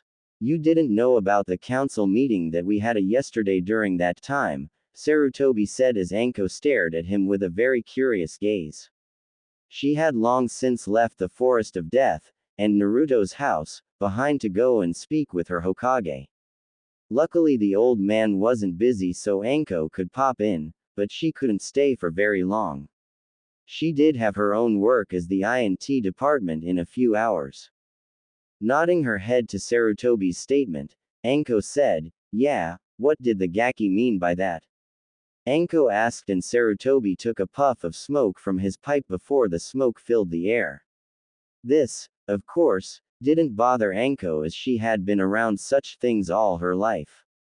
Right now she would just be patient and allow her village leader to gather his thoughts on the matter. Naruto-kun, apparently, makes weapons, Sarutobi said simply.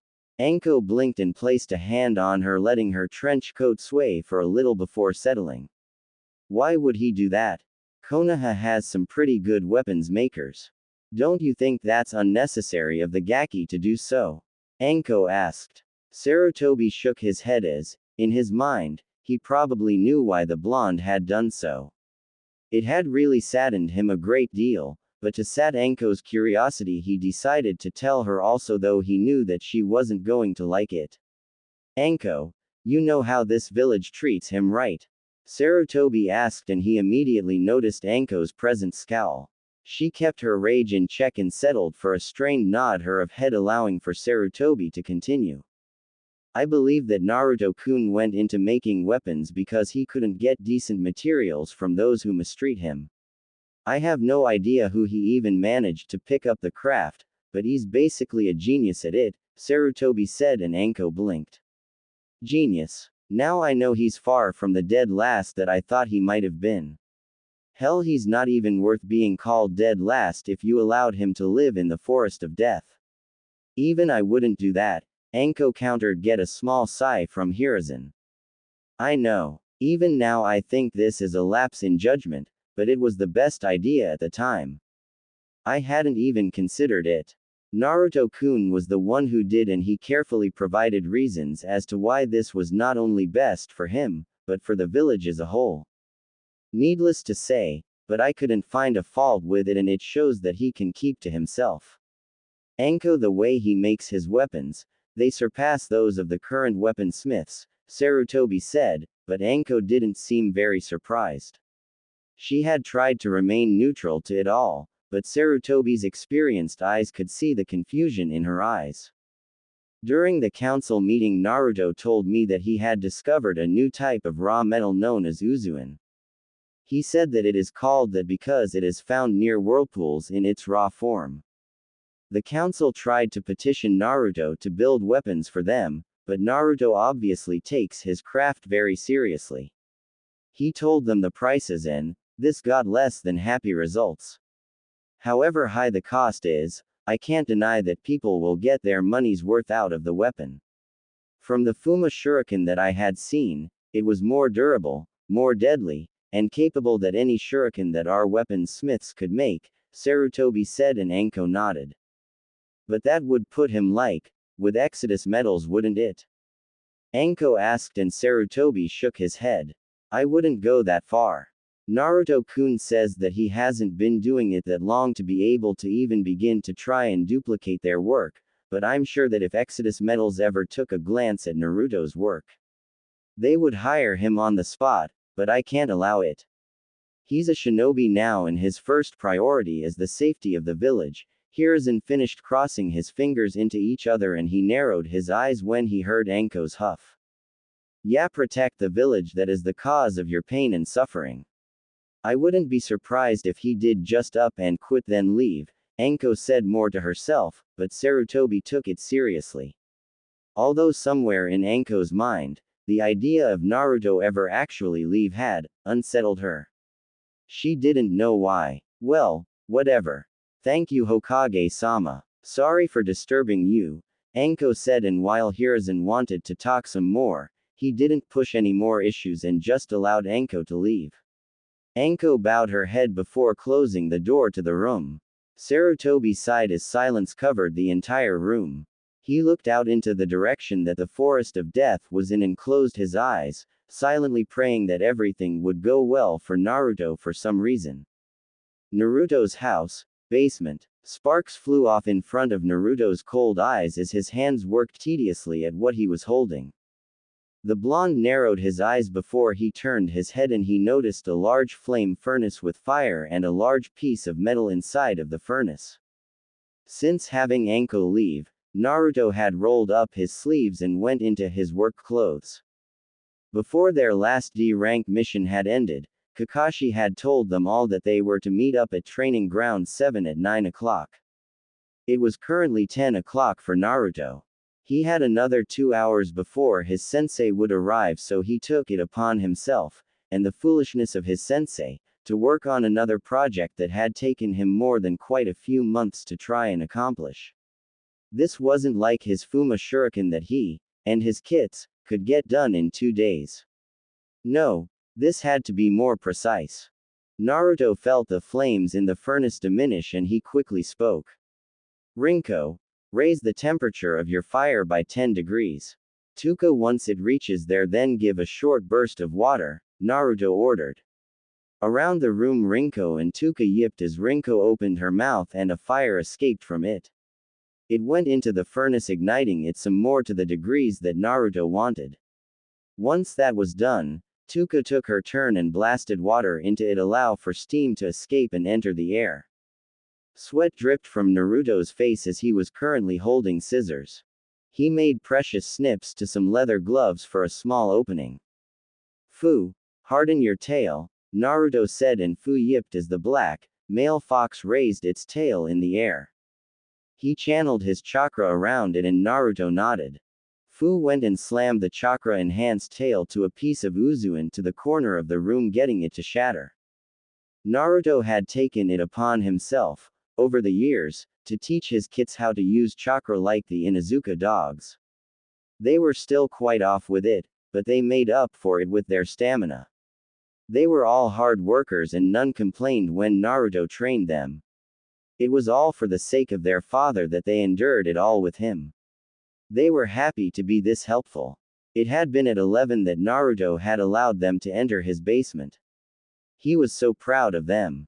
Fu opened his mouth and took a small piece of Uzuin and brought it to Naruto. The blonde knelt down to take it and patted Fu's head softly before he took out a kunai and sliced the small bit of rock.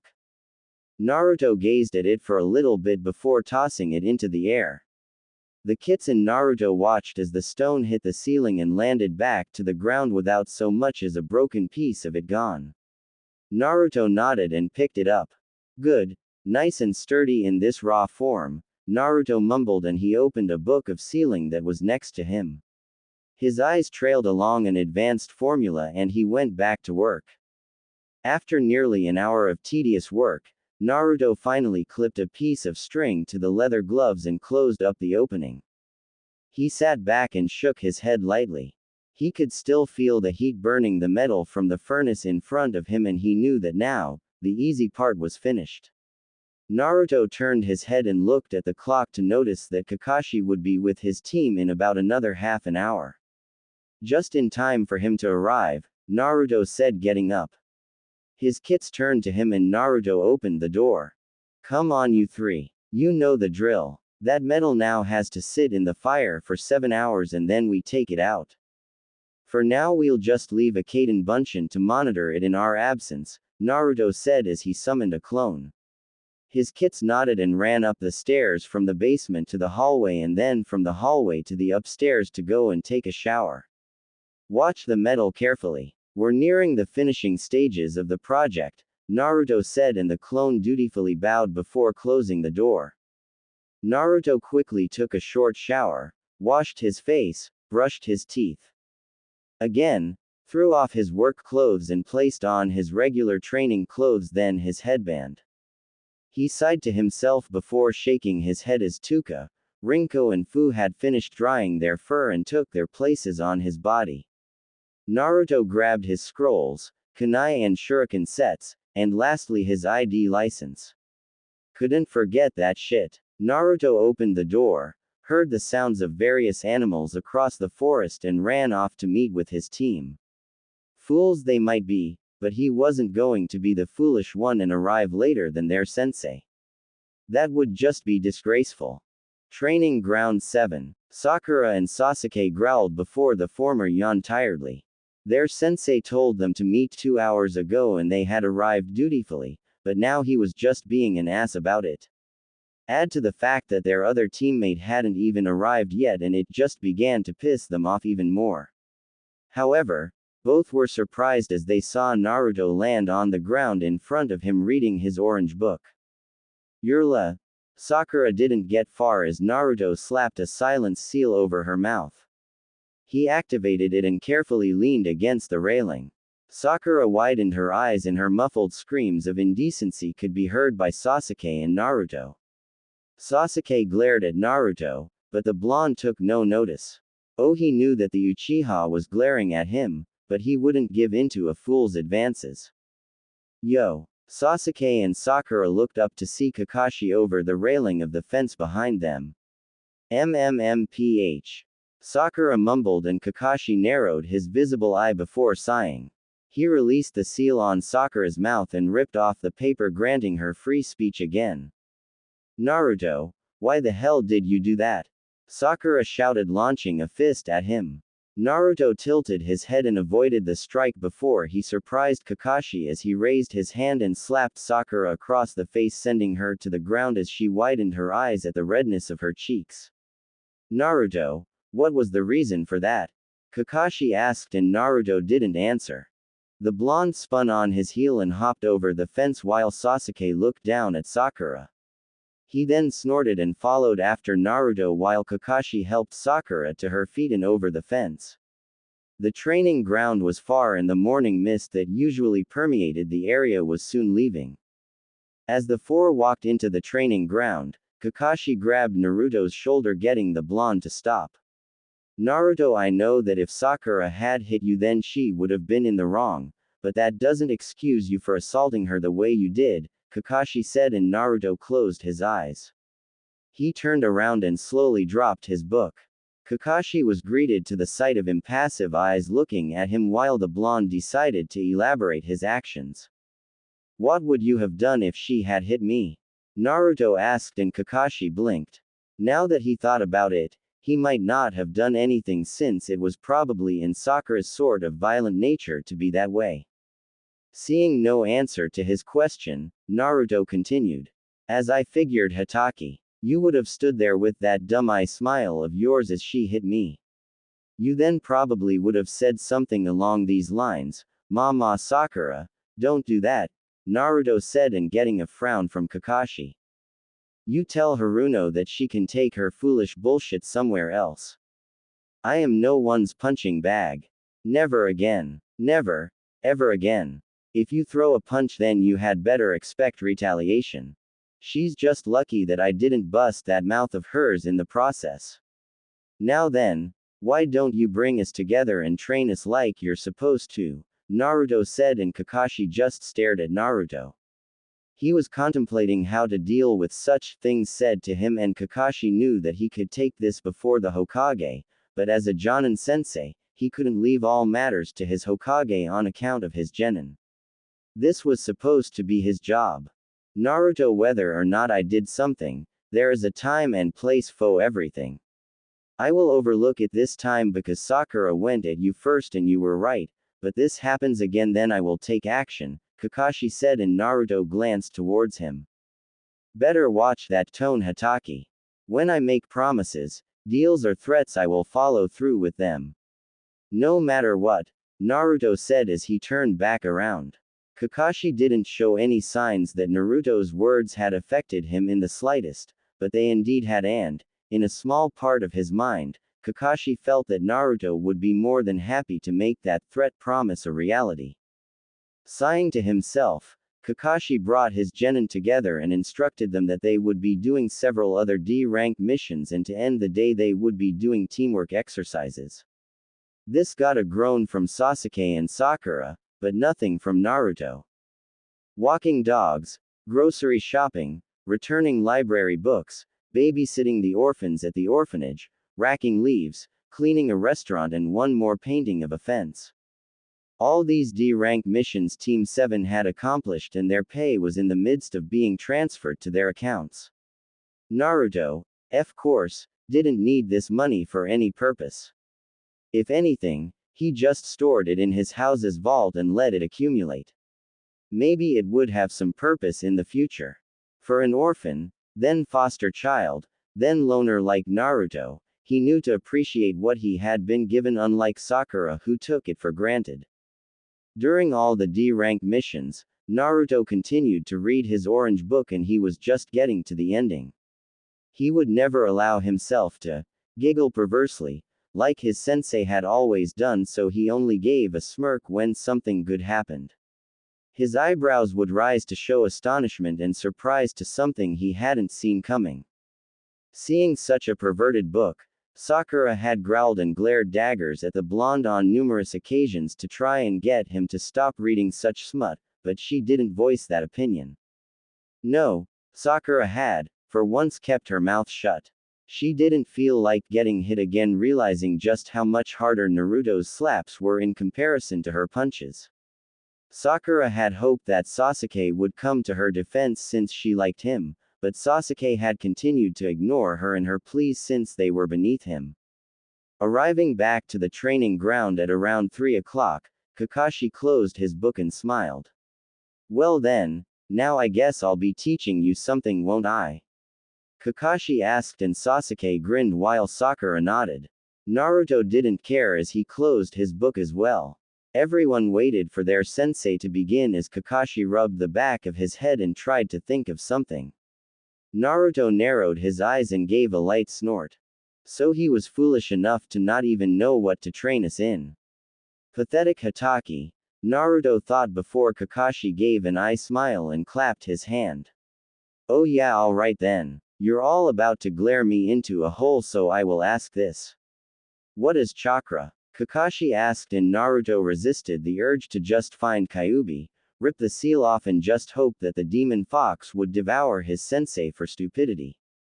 It's the ability for those of us as Genin, Chunin, Jonin, Anbu, and even Hokage-sama, to perform jutsu, Sakura said wisely, getting a nod from Kakashi. And what else? Kakashi asked, getting looks of confusion from Sakura and Sasuke. Naruto closed his book loudly, getting everyone's attention. It is basically the lifeblood of shinobi. It is acquired through rigorous training for us to use past just perform jutsu. It allows us to heighten our senses, abilities, and movements. It's the combination of physical and spiritual energy to be melded together in the stomach, or lower abdomen, Naruto said, getting a smile from Kakashi. Very good, Naruto. That's exactly what it is, Kakashi said. Sasuke snorted as he didn't answer anything, and Sakura fumed at being shown up by a presumed dead last of the academy. She knew his grades, how the hell was he smarter than her? It was so stupid. He was making himself seem smart so she would like him instead of Sasuke. Well, it wouldn't work. Not at all. I suppose I want you all to get started on some chakra control exercises. I wanted to teach a bit of teamwork, but a shinobi is more than a team. He needs individual skills. Otherwise, how can you find a good partner? Kakashi asked, and Sakura blushed as she imagined herself and her crush kissing, then becoming partners. Sasuke would use her talents for his goals and she would be much closer to him in return. For Naruto, this was nothing new, as the Sandaime had spoken with him about it. So what are we going to do? Who cares about control as long as you perform the jutsu? Sasuke asked, and Kakashi shook his head. No, you must master the basics first, and the first basic here is, Kakashi stopped midway and approached a tree. He carefully walked up it, getting surprise from Sakura and Sasuke, but only annoyance from Naruto. He hung upside down from a branch and smiled. This is tree climbing. You must focus a fixed amount of chakra to your feet and use that to climb a tree without using your hands. If the flow of chakra is too weak, then you will lose your footing on the tree and fall off. If it's too strong, then you will be pushed away from the tree, causing the tree to break around the point of contact and you will fall. If you can master this technique, then you can master any jutsu, Kakashi said, getting a glare from Sasuke, a smile from Sakura, and a roll of the eyes from Naruto. Use your kunai to mark your progress and continue from there. If you can get that, then we can move on to the next exercise, Kakashi said with an eye smile. He hopped down and gave a kunai to Sasuke and Sakura, which they took. He then handed one to Naruto, and the blonde glared at the metal. Time seemed to stop as he looked at it before he looked up at Kakashi, who still had his eye smile. Naruto closed his eyes, sighed, and took the kunai from Kakashi as he nodded. You can start, he said as Sakura and Sasuke ran for the tree. Sasuke didn't get far before he backflipped off the bark and landed on the ground. Oh wow, this is so easy. It's incredible, Sakura said as Sasuke looked up to see Sakura already at a branch waving at him. I did it, Sasuke-kun. Sakura shouted, but Sasuke just scowled and turned his head away to mask his frustration that someone weaker than him had actually gotten it on the first try. Well, it looks like the female has the most chakra control. Nice work, Sakura, Kakashi said, and Sakura nodded. That's only because of the fool's pathetic reserves. Hitaki, you should be admonishing her, not praising her. Only when she can get this far should she be boasting about anything. Everyone looked up and Kakashi sighed while Sasuke narrowed his eyes. Sakura gaped as Naruto was at the very top of the tree next to hers. How does the Dobi know this shit before I do? I'm an Uchiha.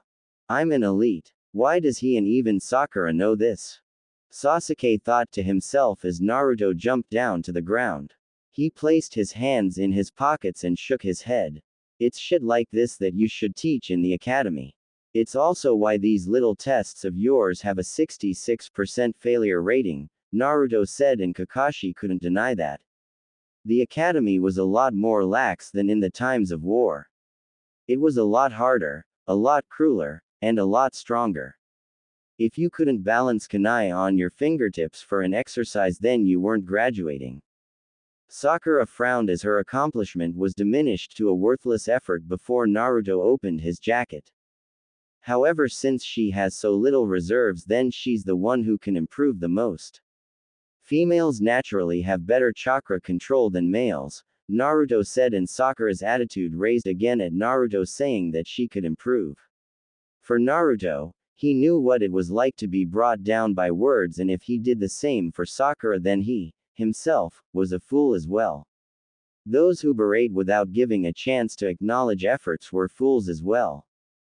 Well said, Naruto. Then you wouldn't mind teaching them the tree climbing exercise, Kakashi said, and Naruto glared at the Jonin before snorting.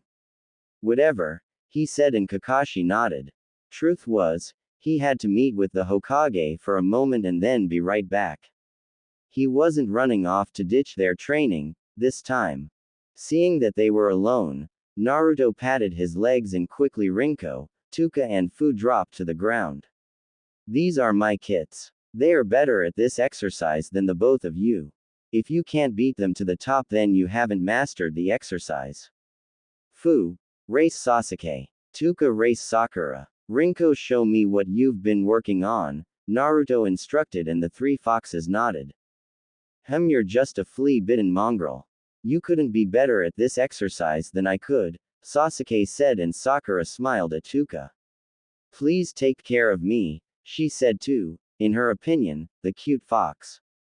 Tuka glared at Sakura as she hadn't forgotten what the female had tried to do to her father. Sasuke and Fu ran up the tree, and instantly Sasuke gasped as Fu sped past him and reached the top of the tree easily. Sasuke didn't even get that far before he fell to the ground. Tuka and Sakura tried it as well, but that ended out in Toka's victory. The female fox never liked her racing partner anyway. Sasuke and Sakura were left slack-jawed while they turned to glare at Naruto, only to be surprised at Rinko launched a fire at a tree, burning it slightly. Naruto nodded with a pleased smile and patted Rinko's head. Very good, Rinko. Your control has improved. Now then, I want you to try water walking along with Tuka and Fu. It's obvious that you're still too good for Sasuke and Sakura, Naruto said, and Rinko nodded as she raced back to Fu and Tuka. Sasuke and Sakura heard the yips of conversation between the three foxes before they raced towards the vacant lake to the left. As they did that, Naruto began to instruct Sasuke and Sakura on the exercise. Both were going to hate Naruto, but if the blonde was to be put in charge of their training, then they would train under his watch. You no Kuni. In You no Kuni, there were multiple happy people over the area.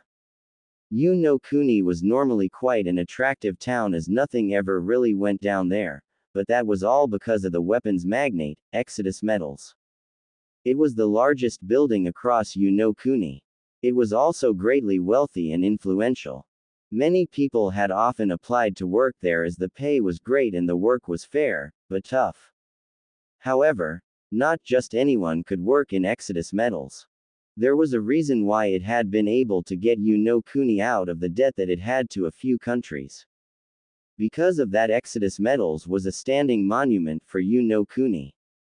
No one ever knew who the owner of such a corporation was, but not many of them actually cared.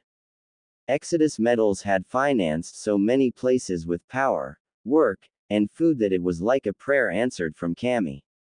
The next thing about it was that people had heard about the so-called war between Exodus Metals Company and Gato Sping. No one knew the big details, as they were kept low, but people had heard that Gato Sping had, in essence, killed the Exodus Metals influence in Wave and claimed it for his own. No one wanted to know how Exodus Metals would react. In the large corporation, in a single work office, a woman with long green hair growled as she huffed and slapped papers on the table. God damn it, she said, getting up to her feet. She wore a green tank top shirt and dark jeans. She wore her open-toed sandals that were able to wrap around her ankles as she got up and walked out. What are the current revenues after Gato's backwater assault? She asked, shouted, and the attendant near her gulped. It hasn't put a dent to us as we far expected, but we were almost done with Wave's reconstruction before this happened. You did get Naruto-sama's message, right, Kisa-sama? He asked, and the woman named Kisa nodded. Kisa was not a happy woman.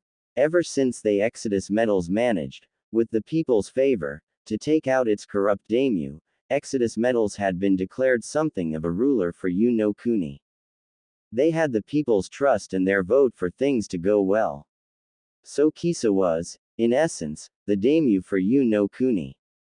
She was to be basically a collaboration worker with Exodus Metals for Yu no Kuni's benefit, but she was a worker for Yu no Kuni before she was the daimyo. This place had saved her life and she wouldn't allow someone as sleazy as Gato to try and undermine it. Yes, he gave us his message. We had tried to deal with it when they had first instigated us, but that went south fast. Sometimes I wonder what goes on through his head, Kisa said as she leaned against the railing. She could see various blacksmiths and weaponsmiths working to construct weapons as they wanted within the parameters of Exodus Metals conditions. It was a business after all. They would generally received over 15 applicants a day of people who were hoping to join. Naruto had left the company to her as its figurehead for the most part. Kisa and Naruto had quite a long partners. One that she wouldn't dare to talk about it. It was embarrassing for her. But Kisa-sama, if I might ask, why is it so urgent that Uzumaki-sama needs to hide his identity from the masses of the world, and even then that he's so impassive about what Gato did to Wave? Shouldn't he be like super pissed? The attendant asked, and Kisa chuckled to herself. I won't fault you for thinking that, but the brat doesn't get pissed. If he's pissed, then you'd better back off. I think he's seeming impassive about it because he plans to go there himself to deal with Gato. There are little things that will ever make him mad, but he cares so much more about his workers than anyone I've seen. To lose such people, who had followed him no less, is in grave sin in his eyes, Kisa said, getting the attendant to gulp. To the other question, it's not really Wave that he's after. He's helping it to be financially stable, but our influence has greatly diminished due to Gato. It's two things that he's after. One is Gato's company. Kisa stopped and took pleasure in the attendant's widened eyes before continuing. The second is the place north of Wave, Kisa said with a sadistic grin on her face that made the attendant shiver. 3 weeks later. Target in sight. It appears to have settled down, Sasuke spoke into his mic. I see it as well. Ready to move on your signal, Naruto spoke as well. I have it as well. Ready to go, Sakura said, though Naruto could hear the hesitance in her voice. Kakashi sighed and placed his fingers to his mic. Confirm red ribbon, Kakashi said, and Naruto carefully held up a small mirror. He looked at the reflection of the target and did indeed see the red ribbon on its ear. The blonde narrowed his eyes before nodding. Confirmation complete. This is the right one, Naruto said, and Kakashi nodded. All right then, let's do this and get it chalked up for another mission to be done. Ready? Go. Kakashi shouted as Sasuke and Sakura lunged for the target. Both scrambled for a cat as it scratched Sakura's face. Sakura yelped and threw the cat into the air before it landed into Naruto's arms. The blonde shook his head and gently scratched the cat's ears, getting it to purr and fall into his arms in bliss. Tora, the Hellcat, has been subdued. Missions complete, Naruto said in a monotone voice, showing that he had no interest in this. Sasuke snorted and Sakura growled at the cat that was purring in Naruto's arms. They had been trying to rush down the cat for a good 2 or 3 hours. It had just been another D-rank mission for them that they had on their record, and one that they hadn't been pleased with.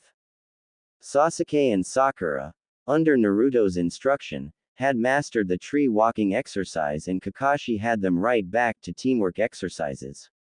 He had stressed the importance of it being the key to a shinobi's success, to which Naruto only thought was half bull and half truth. The blonde knew the importance of teamwork, but it wasn't always enough. Individual skills also had to be expounded upon. Rinko, Tuka and Fu had easily taken to water walking as they had increased their reserves. Their reserves were as much as Sasuke's, which, saying that they were foxes was quite the accomplishment. Also they had, much to Naruto's pleasantly surprised face, come up with a few collaboration attacks of their own. They had also used their talents with Naruto to finish the blonde's latest and longest project. It had been a long and tiring process for them all, but Naruto was glad to have it done. Naruto, himself, managed to learn 2 new jutsu and put them under his belt. They weren't much in the way of attack and defense, but just for backup purposes if anyone needed it. In that time, Anko had never gone back to his house and Naruto hadn't been seeking her out either. He had reasoned that she was busy and didn't always have the time to be a pain in his ass. It allowed him just a little peace of mind.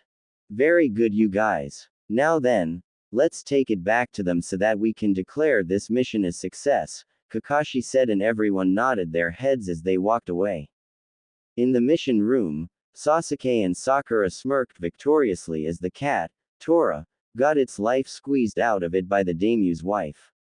She really strangled it, and at seeing such a thing, Rinko, Tuka and Fu winced before they clung to Naruto a little more possessively. They hoped that they wouldn't be hugged like that. Oh, thank you for finding my lovely Tora. I don't know what I would do if I couldn't find her, she said, and the shinobi bowed before she took Tora away with a happy mood on her face.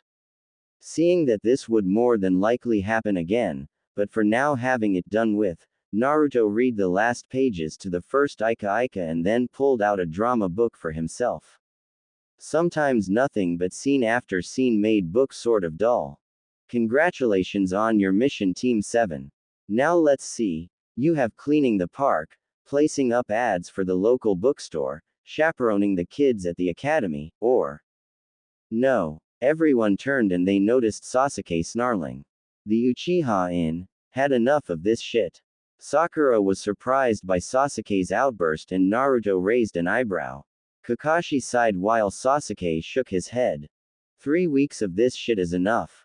I'm not going to get stronger doing these damn chores that you call missions. Give us something better, Sasuke said to the Sandaime and Iruka, who were looking at each other. Iruka stood to his feet and glared at Sasuke. Watch your tone, Genin. There is an order to everything that needs to be done. Everyone's had to do these missions before. You are no different. This is to familiarize yourself with each other so that contact and teamwork can be established in the field. You need to remember your respect before the Hokage, Iruka scolded, and Sakura was more than ready to defend her crush before Kakashi sighed. Hokage-sama. Naruto's unexpected voice brought everyone's attention to him, but the only thing they could all see was his face covered by his book that he was reading. Yes, Naruto-kun, Sarutobi asked, a little disheartened that the blonde's attitude had been the same. One of so much respect, but at the same time still being impassive to the very end. How many missions has Team 7 accumulated? Naruto asked, and Sarutobi held up a file and opened it. You have all completed 20 D-rank missions, added to the 5 that you did today, then 25, Sarutobi said, and Naruto nodded. I believe that in the Shinobi Guide it states, once a team, no matter its members, has completed an appropriate 25 or more D-rank missions, then they are eligible to a C-rank mission, Naruto said, finishing. Sasuke and Sakura widened their eyes while Kakashi sighed. This would just mean more work for him, and the lazy Jonin really didn't want such a thing. Iruka smiled at Naruto's knowledge, but the glare that the blonde casted sort of made him shiver. That somewhere down the line he had failed Naruto, and so had the academy. Kakashi, what do you think? Are they ready for a C-rank mission? Sarutobi asked, and Kakashi sighed. Well, they have all improved. I suppose a chance to get out of the village would do us good. I believe we're ready, Kakashi said, and Sarutobi nodded his head. Iruka just sat down and grumbled about disrespectful genin in these days or something like that. Very well then, we can give you joint C-rank mission. This will be an escort mission to Cha no Kuni, T-Country. You will be partnering up with Team Guy for this mission. The person you will be escorting is the daimyo's daughter who had come to visit Konoha 3 weeks ago. I'm sure that there might be a few bandits, but other than that you should be fine. You are to meet up at the gates in 3 hours, Sarutobi said, and everyone nodded while Kakashi's sweat dropped.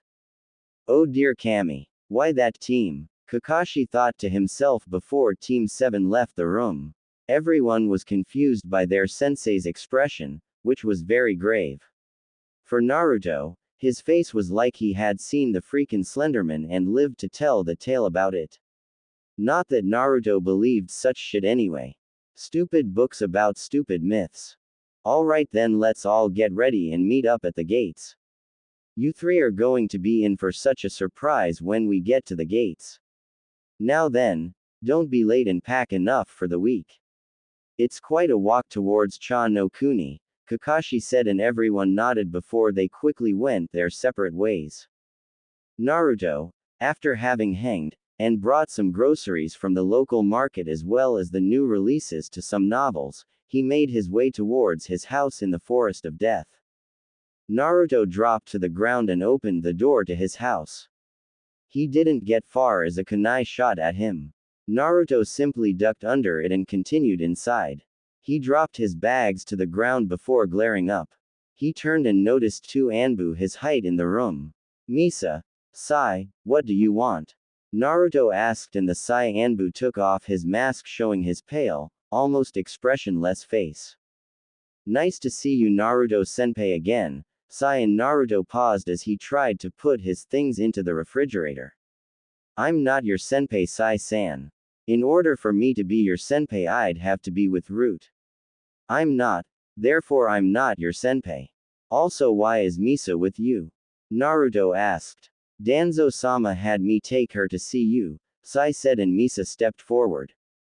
Naruto-sama, Danzo-sama has petitioned you to make weapons for Root, Misa said as toneless as she could, but Naruto could hear the small feminine tone in it.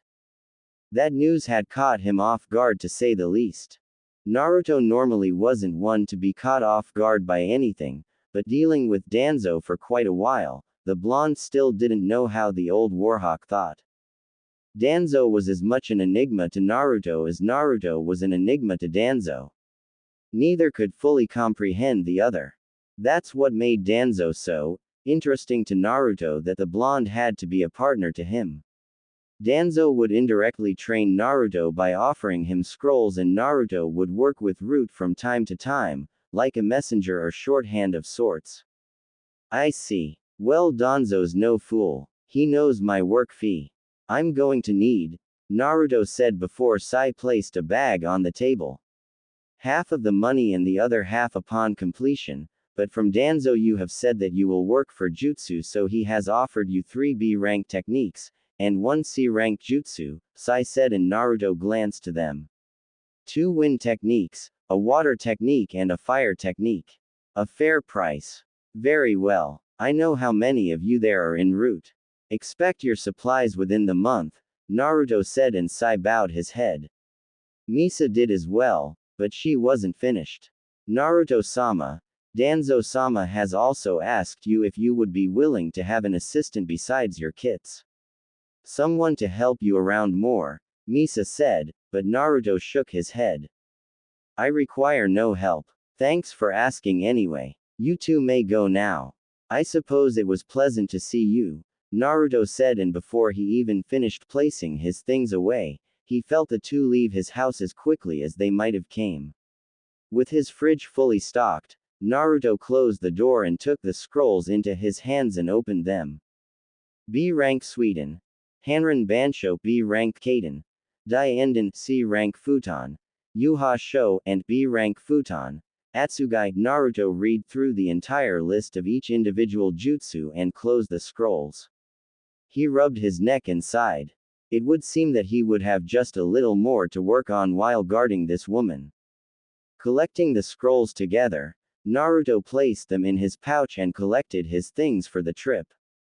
He placed them in scrolls, and those scrolls were placed into the sides of a black jacket that he was wearing. He grabbed a few Fuma shuriken and his newly made one. He then looked down at his newest project and narrowed his eyes. He just shrugged his shoulders and pocketed those as well. Naruto took one last look at his house before turning off the lights and closing the door. He hoped that things would be rough just a little bit. Naruto wanted to shake things up a little. Naruto arrived at the gates a few minutes from the 3 hours that they were supposed to arrive. As he dropped to the ground, he noticed 3 others along with his teammates. A male Hyuga, a female with bun hair, and a bowl-cut boy in a green jumpsuit. Naruto raised an eyebrow before he snorted and shook his head. "Oh, it's Naruto Baka," Sakura said, getting the girl and her teammates to turn to the side. Naruto walked up to them and leaned against the large open gates and continued to read his book. "Asu, how do you do? I'm Konoha's green beast. I'm Rock Lee," the boy known as Lee said. Quote. Lee blinked before he turned to his two teammates. The Hyuga and the girl shrugged their shoulders while Lee smiled. "Those are my teammates Tenten and Neji. This is your first C-rank mission, right?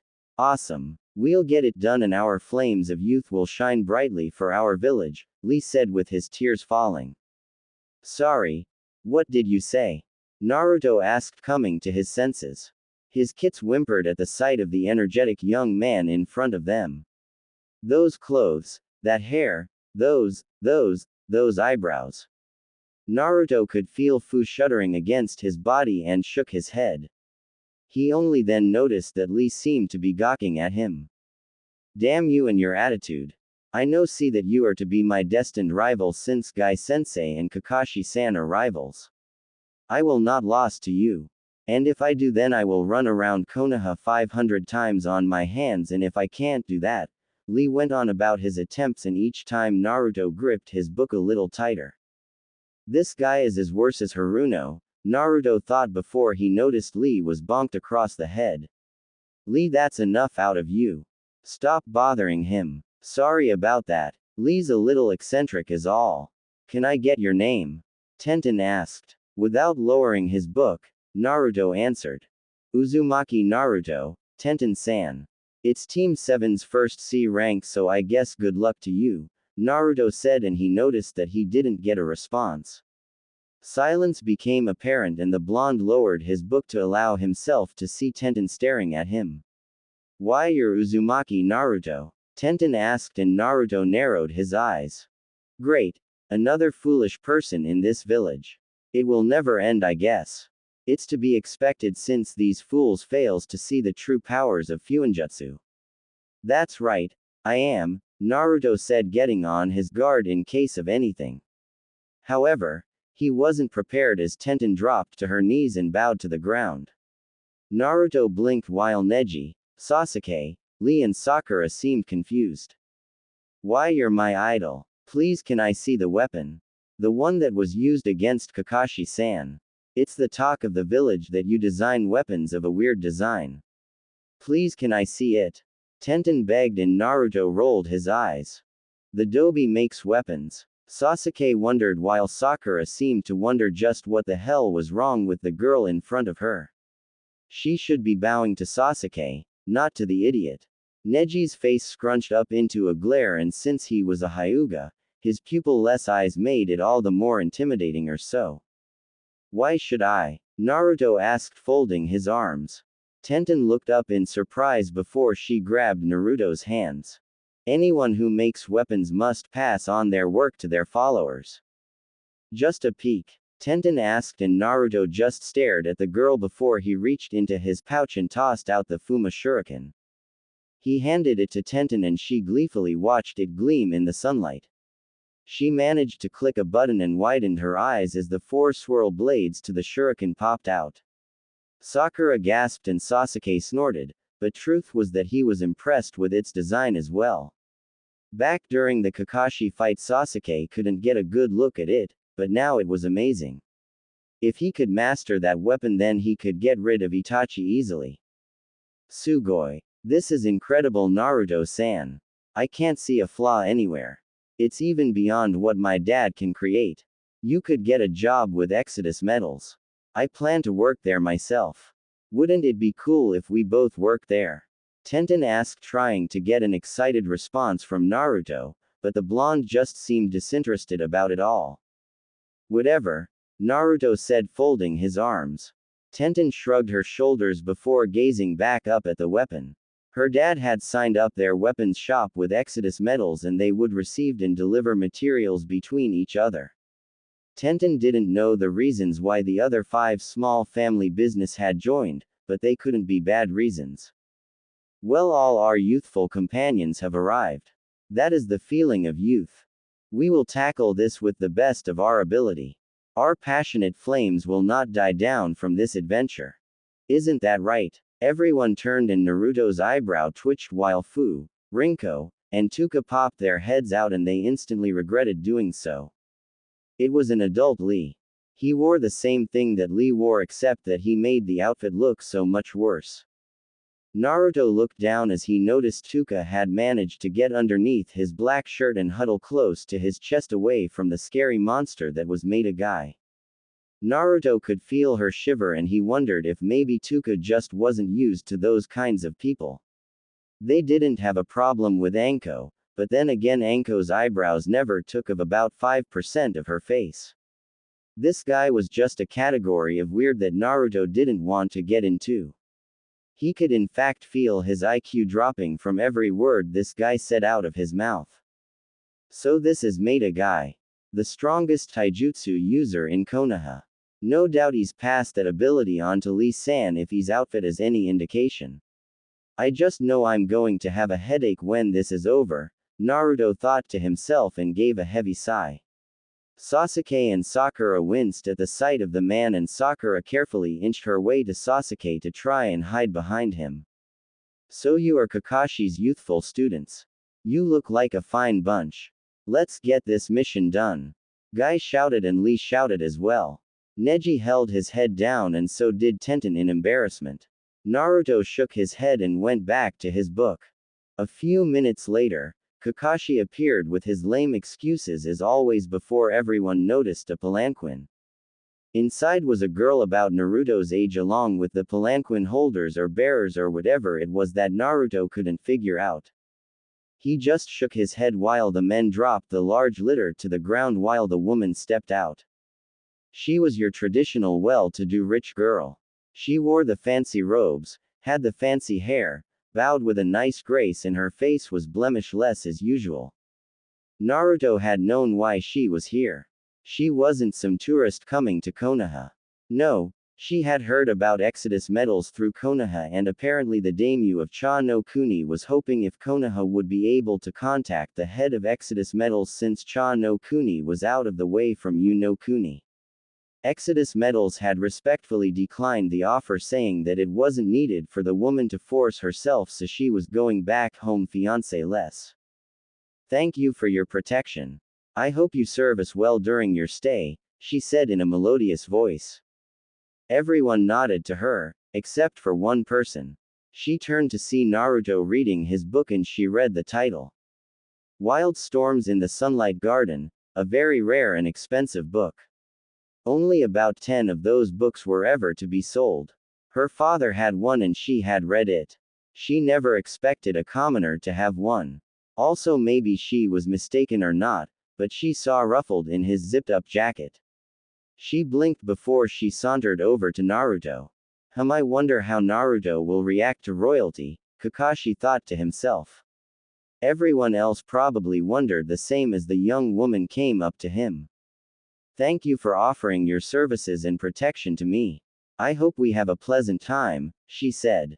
Everyone waited with bated breath for a response, but to their surprise there wasn't one. The only sound that could be heard was the sound of a page turning.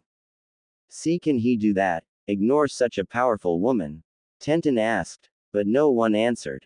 Neji narrowed his eyes while Lee and Guy seemed confused. Naruto just flipped another page of his book while the young woman leaned up. I'm Kyoko. What might your name be? The young woman asked. Still she got no response. This didn't seem to go well with the palanquin bearers as one of them marched up to the blonde. Kyoko-sama has generously offered her name to you. Answer her, peasant, he said, and Kyoko frowned as did everyone else. Naruto made no indication that he either acknowledged Kyoko's presence or the man's presence and everyone still waited. Kyoko looked down and she noticed 3 sets of eyes looking at her. They blinked in confusion of her appearance and Kyoko smiled at the three. Wow, they are so cute. Their fur is also amazing. I wish I could have one, Kyoko said, and Naruto brought his book down to allow his eyes to glare at her. He then sighed. Hitaki, how long until we move out? Naruto asked, finally speaking, and that broke everyone's musings. Kakashi blinked before clearing his throat. Kyoko-sama, we will need you back in the palanquin to proceed. We're a little behind schedule and we should get a move on. Naruto and Tenten will take the front. Sasuke and Neji will take the side. Sakura and Lee will take the other side. Then Guy and I will take up the rear also, just a little further. Naruto, you're our eyes as you have the best sensor capabilities. Use your clones to scout ahead and warn us of trouble, Kakashi instructed. Naruto grunted an acknowledgement as he strolled up to the front with Tenten. Well, he's just Mr. Personality, isn't he? He's like you, Neji, Tenten said, and Neji snorted then grumbled in that order. He took his spot with Sasuke on the left side of the palanquin, as did Sakura and Lee, though Sakura had reservations as Lee winked at her, getting shivers down her spine. Kyoko-sama, the palanquin, one of the men said, and Kyoko shook her head left and right. No, I won't ride unless I can ride with one of those adorable foxes in my lap, she whined, and people groaned as they glanced to Naruto, hoping that the blonde would agree. The foxes quickly hid themselves from view and scrunched up close to their father figure. Naruto, don't you think that you should comply? Tenten asked. Naruto said nothing. If someone asked for a parent to give them their child, would they? Naruto didn't know about other parents, but for him it was a hell no. They were his kids. He would just comply, wait for her to get fed up with waiting like the little fool she was, get in the palanquin and have them complete their mission. It was a long 5 minutes of silence, but everyone could see that either Naruto wasn't paying attention, he wasn't going to hand them over, or he was just being selfish. Sakura growled and marched up to Naruto. Naruto, give the daimyo's daughter one of your foxes. It's not like she's going to keep them, so just give her one of the mongrels. Sakura said, and Naruto took in a deep breath of air and exhaled. Remember your place, Haruno. It's back next to Lee-san. I suggest that you get over there if you know what's good for you, Naruto warned, but Sakura persisted. Guys, Tenten said, and everyone was watching the scene in front of them with interest. Kakashi took an unconscious step forward. Something told him that this might end very badly, with Sakura being on worse terms with Naruto that she already was. Damn it, they are just dumb animals. If she wants one, then you hand one to her. Sakura said and reached her hands forward. She just got inches within Naruto's torso before everyone blinked. Naruto grabbed Sakura's and quickly squeezed it, sending her to the ground. Sakura winced painfully at the touch of Naruto's hands, and she was sure that she could hear a small bone snap. Naruto, that's enough. Let Sakura go, Kakashi ordered, and Naruto let Sakura kneel on the ground some more in a way that forced her to look into his eyes. Don't you ever touch my kids, Naruto snarled, and Sakura shivered as she felt her mouth stop working. I will never entrust their lives with someone that I don't know. I could give a damn who she is or what family she comes from. You try and touch them again and there won't be an arm for you to try and reach for them again, Naruto said before he threw Sakura's arm away and resumed his post. Sakura turned and saw the hand print from Naruto's touch on her skin. She shivered before Kakashi helped her up. He shot Naruto a look, and the blonde knew that he did, but he ignored it. Seeing that the scene was over, one of the men cleared his throat. Kyoko-sama, if you don't mind now. It seems that the young man isn't going to relent, he said, and Kyoko nodded wisely. She glanced back at Naruto for a bit and she was sure that he gave her a corner of his eye that dared her to even try something like Sakura had. Very well, let's go. I couldn't get them today. Maybe tomorrow, she said. Naruto snorted and he unzipped the upper half of his jacket to see Rinko and Fu yipping at him. He then went to the next layer, his shirt, and opened it to see Tuka furled up and sleeping calmly next to her father's warm stomach like she always did.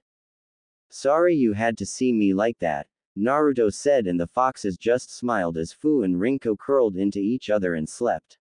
Naruto zipped up his chest and felt a hand on his shoulder. Naruto, are you alright now?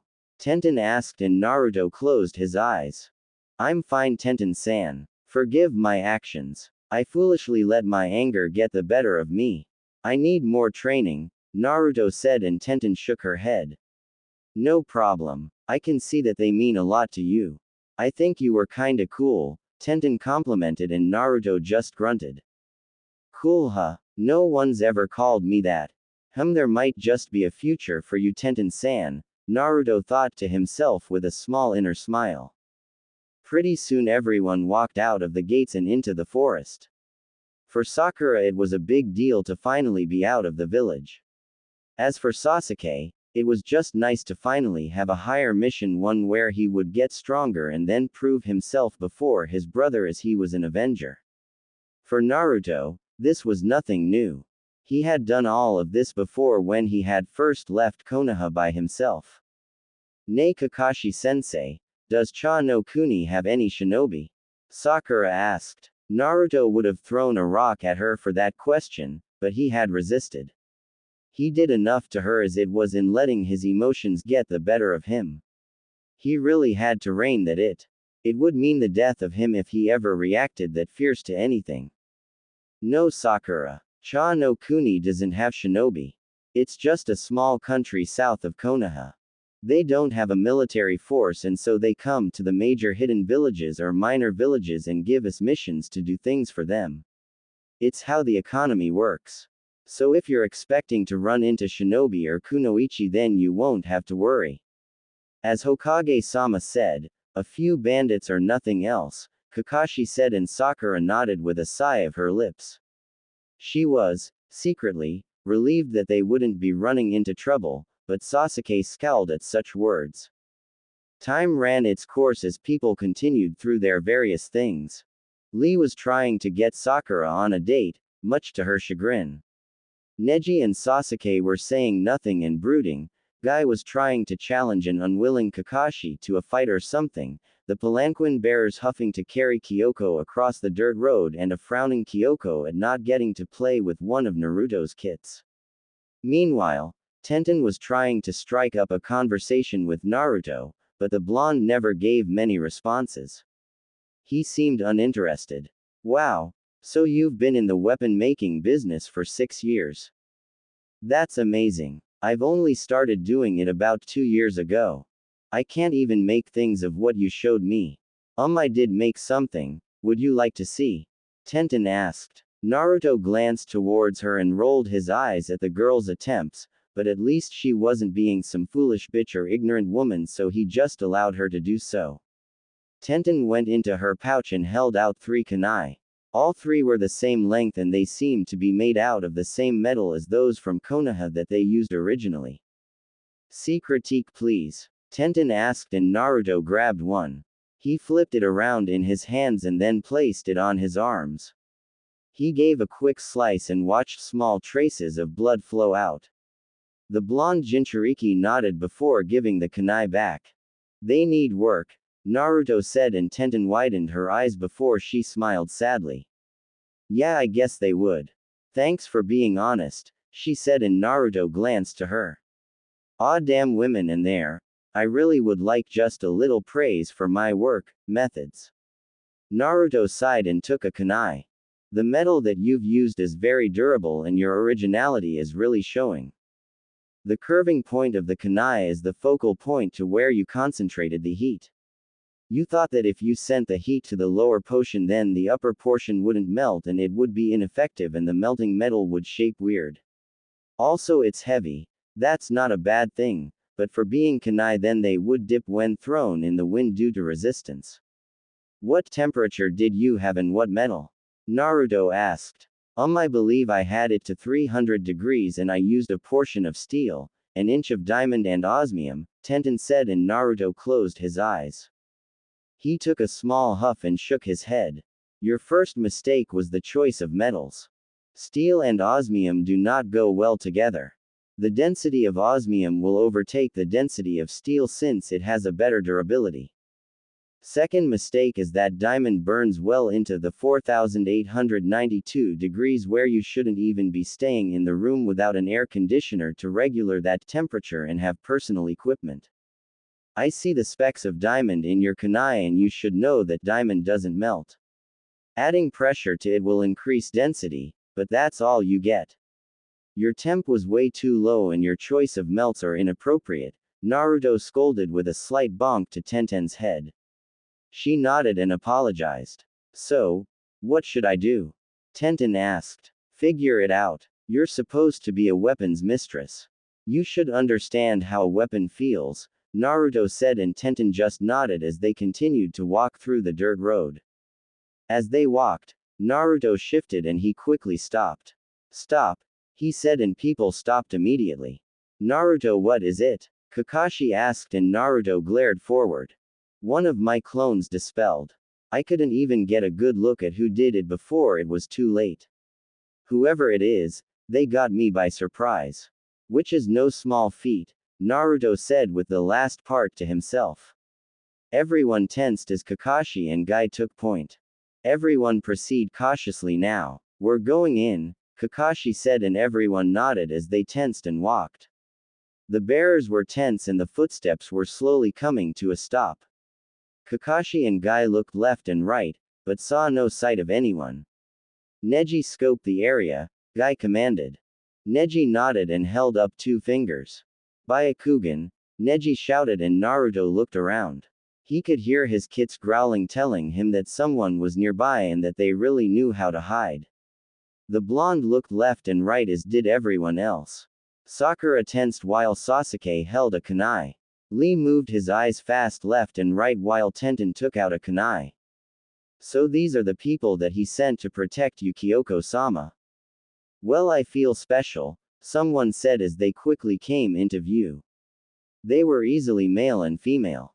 The female wore a revealing red outfit, showing her midriff, arms and legs, with her white hair tied back by a multicolored rope with bells attached to it.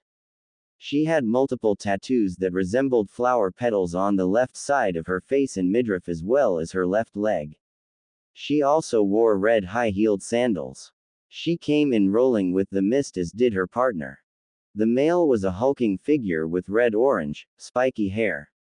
He wore a sleeveless blue shirt that was tucked into his dark gray pants, which, in turn, were tucked into military-style boots. The pants were held up by a red belt, which matched a strap going across his chest from his right shoulder to under his left arm. Kakashi and Guy quickly readied themselves, but they weren't ready for the large number of bandits that were behind them. Why, Guy said while the woman smiled. I'm surprised you remember, Guy. It's been a long time.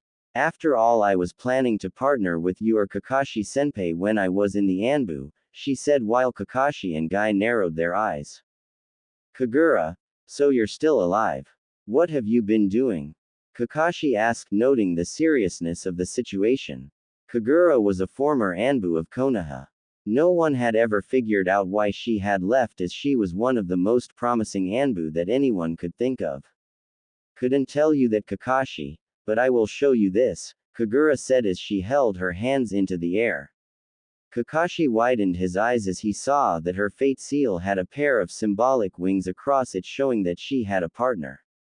I like to think that I could still get a little stronger. Isn't that right, Bando? Kagura asked while Bando grinned. Hand over the bitch and we might let you live, he said in the typical villain fashion. Why don't you try and make us, Sasuke said with a grin on his face. Bando glared at him hatefully and smiled. If you insist, he said and blurred out of speed. Sasuke widened his eyes as someone as large as him could move that fast. Ugh! Sasuke grunted as he was kicked far into the air. The Uchiha coughed while everyone else gasped. Naruto glared back at Kagura while Kakashi lifted his headband. It seems like I'm going to have to use this, he said, and Kagura smiled. Oh senpai, you would use that on me. I'm honored, Kagura said while Kakashi opened his left eye to reveal the Sharingan of the Uchiha clan. Get them or you won't get paid. Kagura shouted and the Rouge bandits shouted in cheers as they ran forward. Shit, Kakashi said as he took out a kunai. Guy was more than ready to act, but both were surprised as Naruto walked forward. Naruto, what are you doing? This isn't someone that you can fight. She was an Anbu. She won't easily be taken down, Kakashi shouted, but he watched Naruto reach into his pockets. Don't be foolish, Hatake. I know where my limits are and I aim to break them apart. I'm just clearing out the traffic, Naruto said as he took out his leather gloves. Kagura raised an eyebrow as did everyone else. Without worry, Naruto strapped on the gloves and cracked his knuckles. Kakashi and Guy blinked as they saw white stripes of light bashing against each other multiple times. You all think you can get in my way? Naruto asked before everyone watched as he snapped his fingers. Kai. The blonde shouted and seals lit up on his hand as he snapped them again. A small fire suddenly appeared and raced along the line around the blonde, showing everyone the hidden wires. Naruto brought his hands together to cross the other and it only took a second before the bandits exploded in blood and fell to the ground. Kagura widened her eyes as did everyone else. Know your place, Naruto said, not even needing to glare at the piles of dead bodies that already laid at his feet. Omake. Let me see it. Please, please make me your apprentice. I promise I won't give up. Tenten cried as she followed after Naruto. The blonde ignored her and kept walking. Seriously, what was with this woman? She just didn't know how to take a hint. Sorry, I'm not taking apprentices at this time, Naruto responded before he felt his leg grabbed. He turned and sweat dropped as he saw Tenten crying in front of the villagers. Please, I'll do anything. Just let me see the weapon.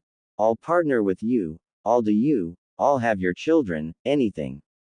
Tenten said and Naruto stuttered before he shook his head and tried to walk away, but Tenten's grip was strong.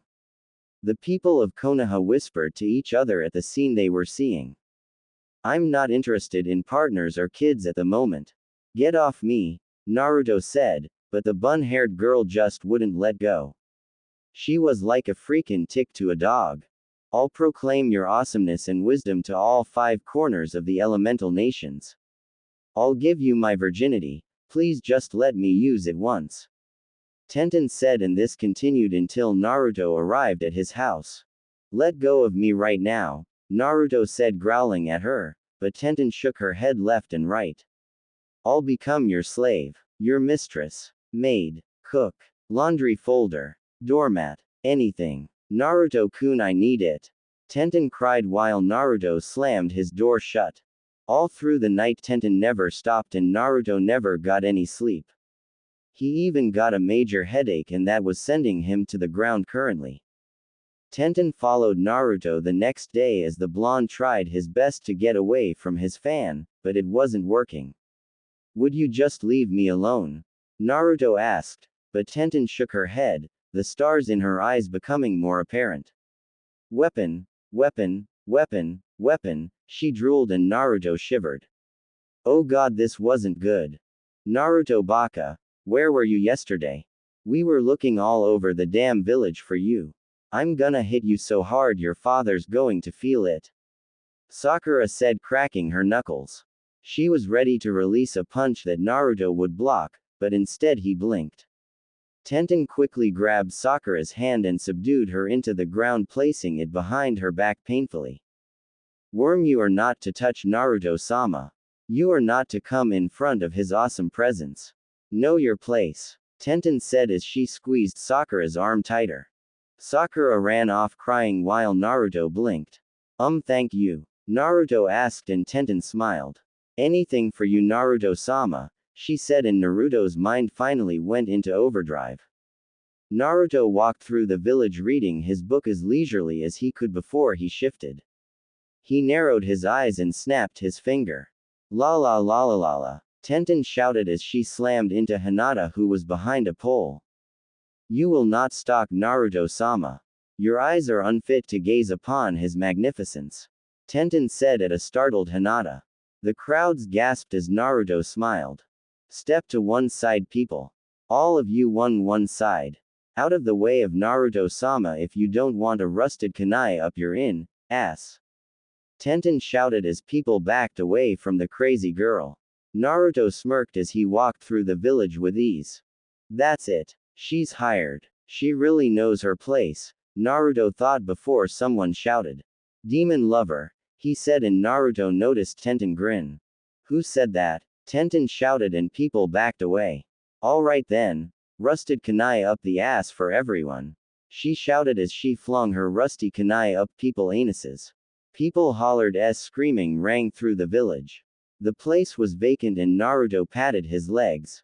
Tenten appeared at his side and Naruto patted her head while Tenten's tail wagged back and forth. There might be hope for you just yet, Tenten-san, Naruto said as he walked off.